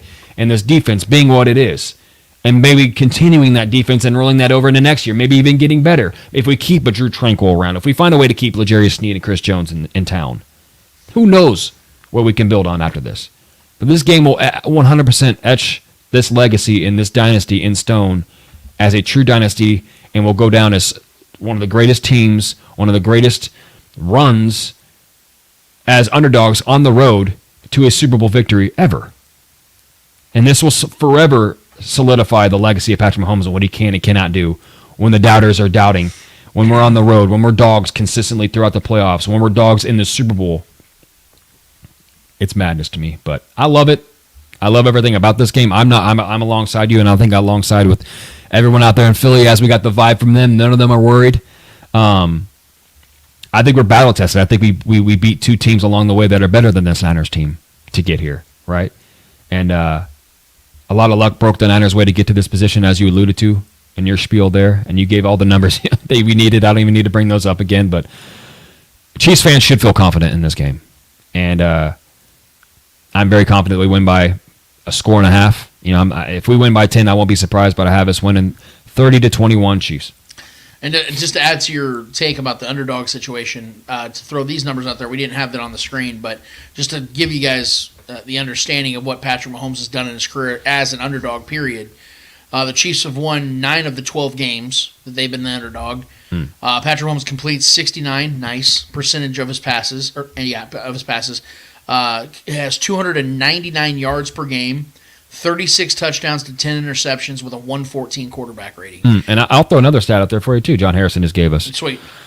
Here's a stat for you. Under Shanahan, the Niners are 1-30 when trailing by 5+ points going into the fourth quarter. Yep. The only game they won was Green Bay 2 weeks ago. They had Lions tied up by the fourth. The 49ers are a team that's built to front run. And I get it because they're a great scheme. They scheme the running game beautifully. Just the Shanahan way, dude. They do that very well. And you're right, Trevor. Christian McCaffrey, if he starts going off, that could be a thing. But this is where the defense for the Chiefs comes into play and why I will never doubt them. Because of the fact that we have seen an entire season of this. Even when teams on the opposite side run the ball well. For instance, and I talked about this, remember, Joe, that I know it sucks sometimes to watch it live where the team is getting gashed in the run game, but when has it ever cost the Chiefs? When? Not once. Think about it. Against the Bears. The Bears rushed for 116 yards against the Chiefs. Chiefs won by 31 points. Against the Chargers rushed for 139 yards. Chiefs won by 14 points. Against the Dolphins rushed for 117 yards. Chiefs won by a touchdown. Should have been more. Yeah. The Raiders rushed for 123 yards against the Chiefs in their first matchup. Chiefs won by 14 in Allegiant Stadium. We did lose some games where we allowed a lot of rushing yards, but there was a lot of turnovers on our end. Yes, it was never because of the rush defense. Right. It was never everything else went fine. The Chiefs didn't have turnovers, but they got gashed in the run game. I'll still say outside of the Packers game is the only one where we just got straight up just smacked. Right. They smacked us in every way, dude. But other than that, yeah, I agree with you. I mean, we've kind of been a bend don't break and let teams kind of play into our cards. And the best thing about this defense, though, that no one's still not talking about, I know you can talk about the consistency of the scheme that we run. We do play a lot of man. Yeah. We press a lot at the line. We're very good at that. L'Jarius Sneed is the best press coverage guy in the league. But we have a very customized scheme what we did against the Ravens is nothing. What we did against is not the same that we did against the Dolphins, the Bills, and we did against the Bills. We had different game plans and we executed them on an elite level. Yes. So what the Niners saw in the film against the Ravens, Bills, and Dolphins is not going to be the exact scheme that we're going to run out against them, because we're not playing Josh Allen, not playing Lamar. We're playing Brock Purdy, man. No, and not a shade at Brock Purdy, but Brock Purdy is not any of those guys. He's not the caliber that those guys have, especially with the legs. Right? So he's mobile, semi-mobile, but he's not what those guys are. So you take that element out of it. Now we can pin our ears back even more and get after this kid, man. And this is, the youngest quarterback to ever start in a Super Bowl. He's gonna have everything coming his way, man. So I'm glad I'm on this side. Well, and again, we got to sit here and remember, because I know you have the Chiefs scoring in the 30s, I have them scoring in the high 20s. If that is the case, the Niners aren't winning this game. The Niners are going to have to hope they hold the Chiefs under 20 points. Right. Because they don't have the defense and the offense to go against the Chiefs' defense to justify a win by scoring 21 points. Right. If the Niners are scoring 21 or less, they're not winning this game. Yeah. So what I'm saying is, because look at it like this, Joe. We talk about the 49ers run game and how deadly it can be, and it's so true. But what about the Chiefs? Mm-hmm. Since Christmas Day, the 49ers have faced the Ravens, Lions, and Packers offense that rank 4th, 5th, and 12th in scoring offense. In those games, the 49ers defense allowed 28 points per game while allowing 140 rushing yards with 4 rushing touchdowns. Mm. Who are they facing this week, Trev? Yeah. Isaiah fucking Pacheco. Yeah. Who averages, the Chiefs as a whole, but mostly Pacheco, are averaging 127 rushing yards with 3 rushing touchdowns through 3 postseason games. This man could legitimately be the MVP of this game. Because I do believe the Chiefs, during that Bengals game at the end of the season, because you and I talked about this, Trevor, you, me, and Book, on Chatting Up the Chiefs, about how after that Bills loss, we all sat here and said, this team is not a Super Bowl contender. And I stand by that, because that team wasn't. This isn't the same team. This is a totally different Chiefs team. Totally different, man. At least on the offensive side. The way we're winning games is totally different. Yes. What they finally did is said, you know what? Fuck it. Let's run the ball. Let's play old school football. Patrick, play conservative football. Make a couple plays here and there, and we're going to let this defense ride us away. Be great when we need you to be great. That game-ending play against the Ravens, that 32-yard play to MVS. That's still there. That's his greatness. It's still there. He can do it at any moment. At any moment. How That's frightening. what separates him. How frightening is that, though? Like, Brock Purdy can make a play here and there, but he can't do it on a continual basis, right, even with all the weapons he's got. Right. The point I'm making is, in this game, the Chiefs can dictate on both sides of the ball how this game can go. Yeah. The Chiefs can do that. The Niners can't. They don't have the defense to do that. Well, and I'll say this, too. I have the Chiefs scoring 30 points, but I don't think it's all going to be offensively. I've even put money on it. I think there's a really good chance we score a defensive touchdown here. Well, let's get to it then. Let's look at the key players of this game. Trevor, tell me who your guys are, because I think that plays right into it. I think there's going to be a moment where a ball is tipped at the line by either Chris Jones, one of these guys, and I think Justin Reed is going to have a big chance to have in the middle of the field a tip ball where he can catch an interception and take it to the crib. It may not be Justin Reed. I just have a vibe that maybe it's a Justin Reed, because he's been great this postseason. Justin Reed's been balling. He's been laying dudes out. He's been flying all over the place. A guy like him, or even like a Drew Tranquil, one of these linebackers. We've seen Nick Bolton have his. He should have had 2 last year. This defense, man, Spags just pulls all the tricks out in the Super Bowl. We saw that last year, man. I know that we allowed a lot of points, and trust me, this defense and Spags, we've seen quotes from him and how jaded they were about how many points they allowed last year. That ain't happening again this year, bro. And plus, this offense that we're facing isn't nearly as good as that offense of the Eagles last year. So I think there's a really good chance. I'm going to say my guy on the defensive side is Justin Reed. And I think this is the first time I picked him all year to be that guy, to be that X factor on defense. But I think there's a chance where one of these guys in that mid-level of the defense, that second level of the defense, makes a play here. And I think the 30 points doesn't all come from the offense. I think we get a defense. I think there's a really good chance we get a defensive score here, let alone a turnover. I think a turnover is inevitable. Yeah. I think this defense is going to be just all flying all over the place and baiting Brock Purdy to make some mistakes. He did it 2 straight weeks in the postseason so far. Yeah. Making mistakes, and should have had a pick 6, like you said, already in the postseason. That didn't happen. Would have cost them the game. So I like that. I like Justin Reed. I like the safety group. I like somebody to make a play in that secondary and take it to the house. And then, offensively, I've been on it all week. Everyone who's asked me about it at work, Who do I see being the guy on the offense? I think there's going to be a couple. Let's just be clear. I think there's going to be some guys that eat in this offense more than just one. But I think my specific pick, a guy who's going to really emerge out of this game, is Rashee Rice. I think this is a game where there is going to be so much focus, and I think he gets his regardless. But there's going to be so much focus on Travis Kelce. They're going to do everything they can, and then not having Ufanga is a massive loss still for this matchup.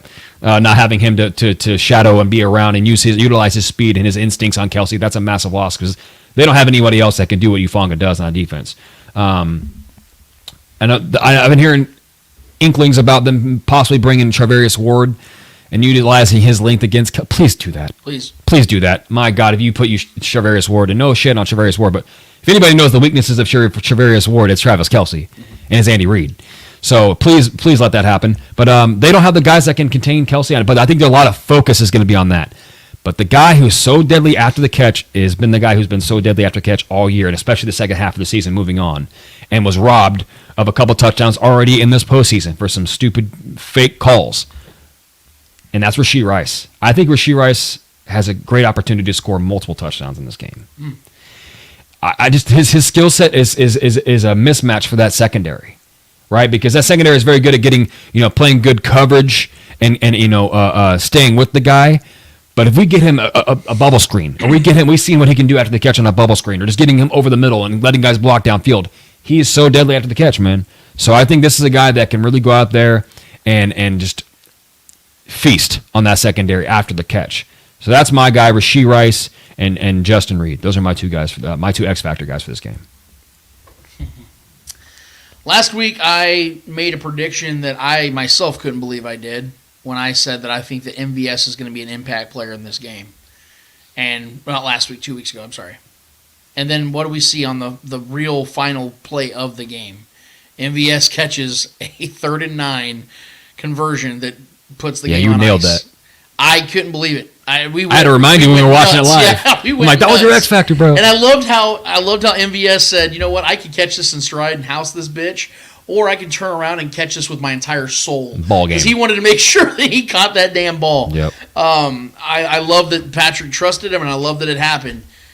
I think we're getting another kooky game this week out of somebody that we're not expecting to have a big game. So before the season started, Trevor, who was on Hard Knocks? The New York Jets. Who was the wide receiver that used to be with the New York Jets? That's now with the Chiefs. McCormick. Jet.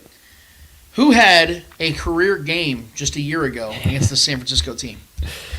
Let's go, man.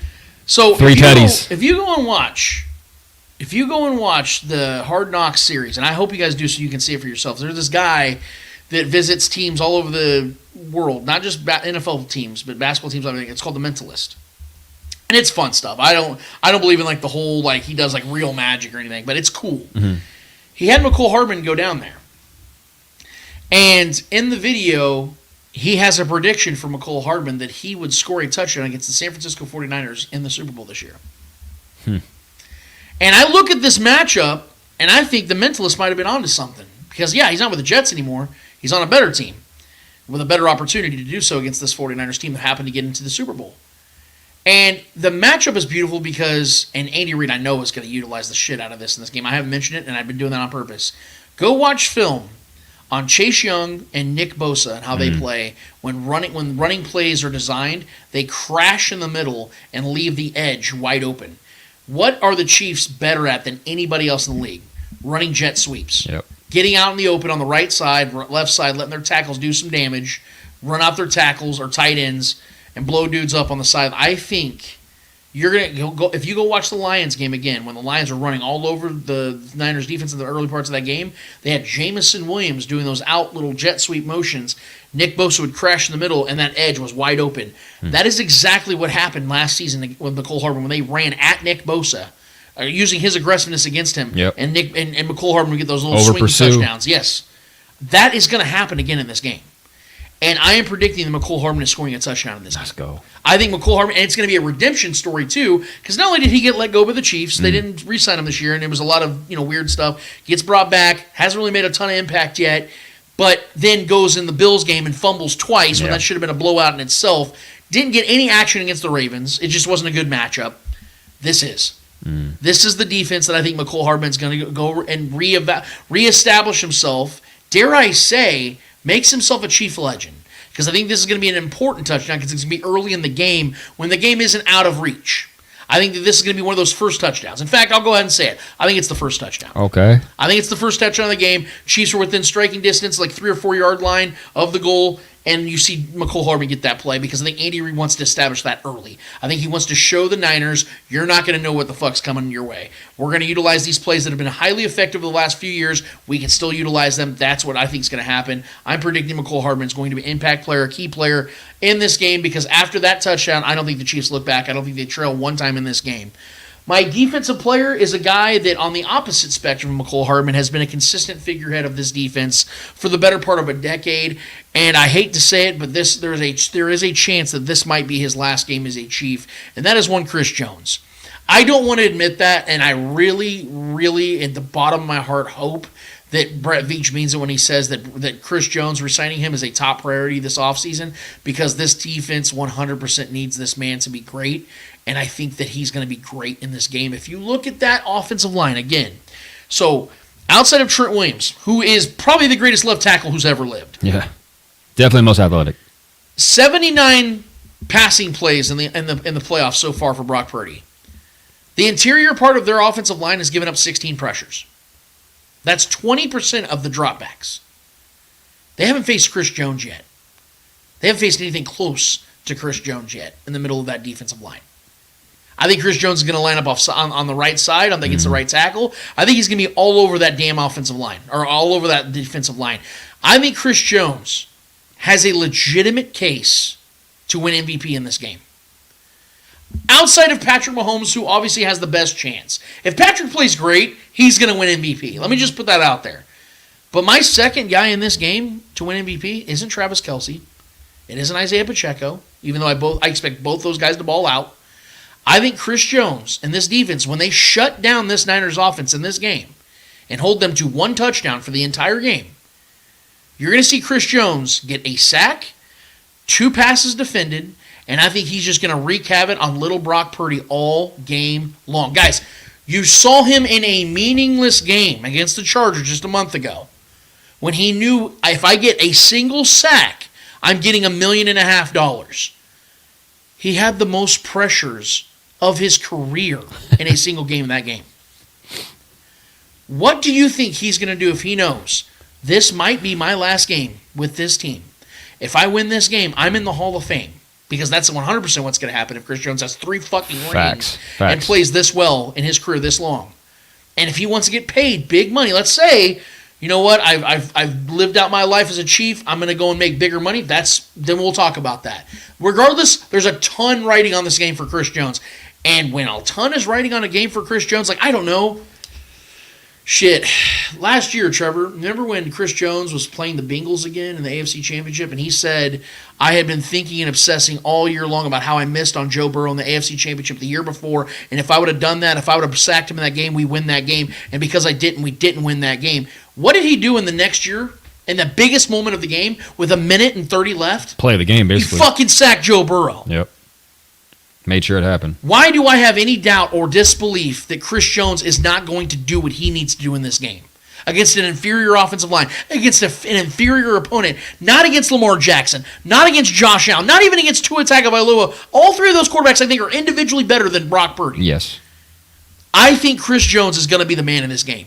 And if I'm betting on anybody winning the MVP outside of Patrick Mahomes, it is Chris Jones, and I would love to see that happen. Where if this is his final hoorah with this team, that would be epic. Being the MVP of this game, going out a legend, dude. Oh, it gets me riled up, dude. I'm picking McCole Hardman, an unlikely average Joe guy, to make a big play in this game against a team he has dominated in his career, and Chris Jones, whether this is his final game or not as a member of the Chiefs, making plays all game long and dominating this 49ers offense. Those are my 2 players. Those are Trevor's 2 players. Let us know who you guys have as the impact players of this game, and I am so excited to find out. But in the meantime, let us know in a second, because Trevor and I have one more order of business to get to. Trevor, what's it called?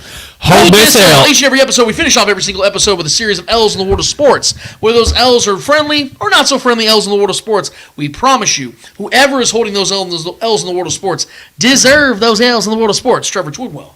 Who's holding out for you this week? Listen, man, I've kept it consistent this whole postseason run, and it's worked out for us, and it's been fun to revisit every single matchup we've had so far, and especially in the post since, as far as what the bulletin board material each team gave us, and then I can give them the L after the fact. It's whether it's the fan base of the Bills Mafia and all the things that the Bills players were saying, how we haven't played there, Pat hasn't played there in a packed house, on the road, blah, blah, blah. Tyreek talking his shit before the Dolphins game. All these things going a matchup. All the Ravens talk about how our Cinderella story is going to end. Although I can't continue to give every one of those teams L's after we beat them. I feel so confident in this game that I'm not going to wait till it's over. They've already been giving us bulletin board material. They've already been complaining about the practice fields. They've already been giving us their pre-excuses of what's going to happen. They're already trying to give the tip off the refs about holding. They're complaining about a fire alarm that went off 5 minutes before they're supposed to get up anyways. About how they'd never seen so many tired faces at practice. The practice was a little harder than normally it is. Every excuse you can think of almost that we've already been hearing from these guys. That's a loser's mentality. Yes, it is. That's a team that sounds like they're prepared to lose to greatness again. And that's what's going to happen. So for that, I'm not going to wait till next Saturday to do this. I'm going to give the 49ers fans, Kyle Shanahan, Nick Bosa, George Kittle talking about you don't want to wake the sleeping bear. Y'all are the sleeping bear. Y'all are the favorites, bro. What are you talking about? You've been 2.5, 2 points, opened up as almost 4-point favorites when the line first hit. You're the sleeping bear? You're the one that's been doubted? You're the one that people have been poking? What are you talking about? You're getting the cheers and the jeers. We're getting the boos, baby. Hyping me up. Getting ready to play right. You guys want me to play right now, as Travis Kelce would say. I love the boos more than I like the cheers, baby. Every single one of you already talking, already coming up with the excuses just in case.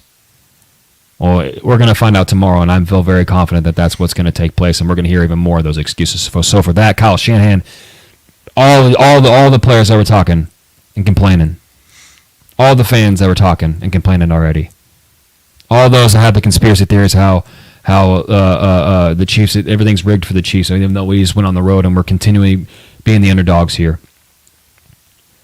Do me a solid favor and hold this L. I like a good prophetic L. Those are good. I think I've had a couple of those before. Those are fun. I'm confident. Prophetic L's are always cool. Mine isn't prophetic. Mine's actually the opposite of that. Yours is pathetic. Because what it was is ironic. We know that with the Chiefs' successes we've been alluding to all day, it drives a lot of people mad, mostly fans. But the jealousy arises from players across the league, especially teams that may have ignited the majority of this dynasty. Trevor, do we remember who was the team that coined the phrase Burrowhead? Man, that was the Bengals. The Bengals? Yeah, I think it was the Bengals. Yeah. Why don't we go ahead and play a video that we had found a couple weeks ago that I've been trying to hold on to, and I couldn't wait to do it this week because it was the most beautiful thing, and I added a little taste to it at the end. So go ahead and play that beautiful bean footage. You're going to go to the Super Bowl. Jamar, you go first. Who's going to the Super Bowl? An AFC, NFC team? Anybody but the Chiefs.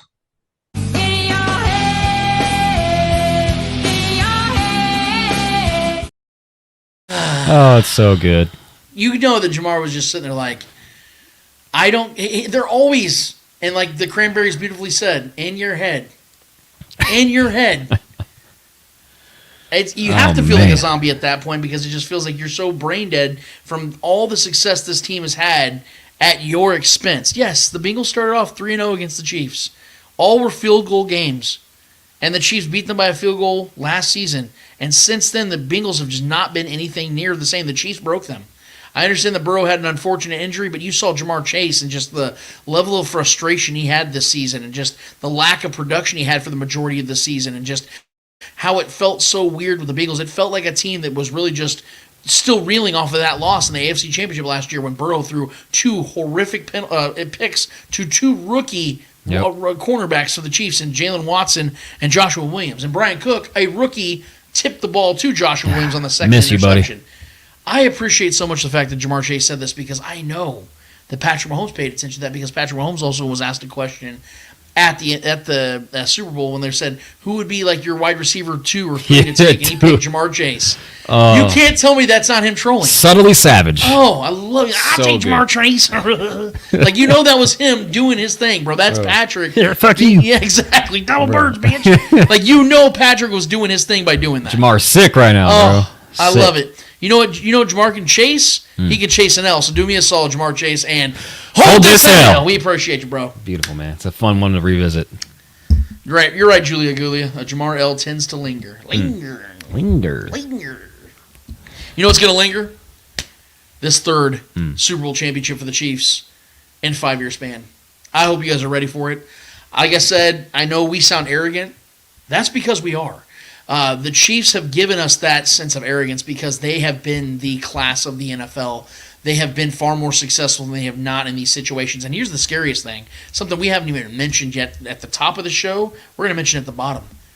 Patrick Mahomes is finally healthy in a Super Bowl. Think about that. This is the first time Patrick Mahomes is going to play in a Super Bowl when he is fully healthy. And he's at the peak of his powers now. Yep. This is not a perfect team, but this is the perfect team to destroy more narratives in the biggest games, in the biggest moments. And I cannot wait to sit here and talk to you guys again about this team with the potential of going on a three-peat, the first team to ever do it, going into the 2024 season. This is very possible. And I hope you guys understand that what we're watching is very special. I understand the Patriots dynasty, for the majority of a 2-decade run, had their success. But we have to remember, they had a 10-year gap where they didn't win shit. I don't believe that's going to be the case here with Patrick Mahomes. I agree. I don't believe he's going to go 10 years without winning a Super Bowl. I don't think he's going to have that. Maybe he doesn't have as long of a career as Tom Brady, but I do believe he can have as equally, if not better, of a successful career than Tom Brady did. It's all in front of them. Everything that we talked about going into the Patrick Mahomes era is obtainable for the Chiefs. Sure, it sounded like a far-fetched, hyperbolic dream. Not anymore. It's all tangible. It's all real. It's all reachable. And I think the Chiefs are going to get one step further this Sunday when they beat the San Francisco 49ers 27-13, or like Trevor said, 31-21, or 31-20. It's 30-21. 30-21, thank you. Yeah. Regardless of what the score is, I feel very confident the Chiefs are going to win this game. And I hope that you guys do feel the same.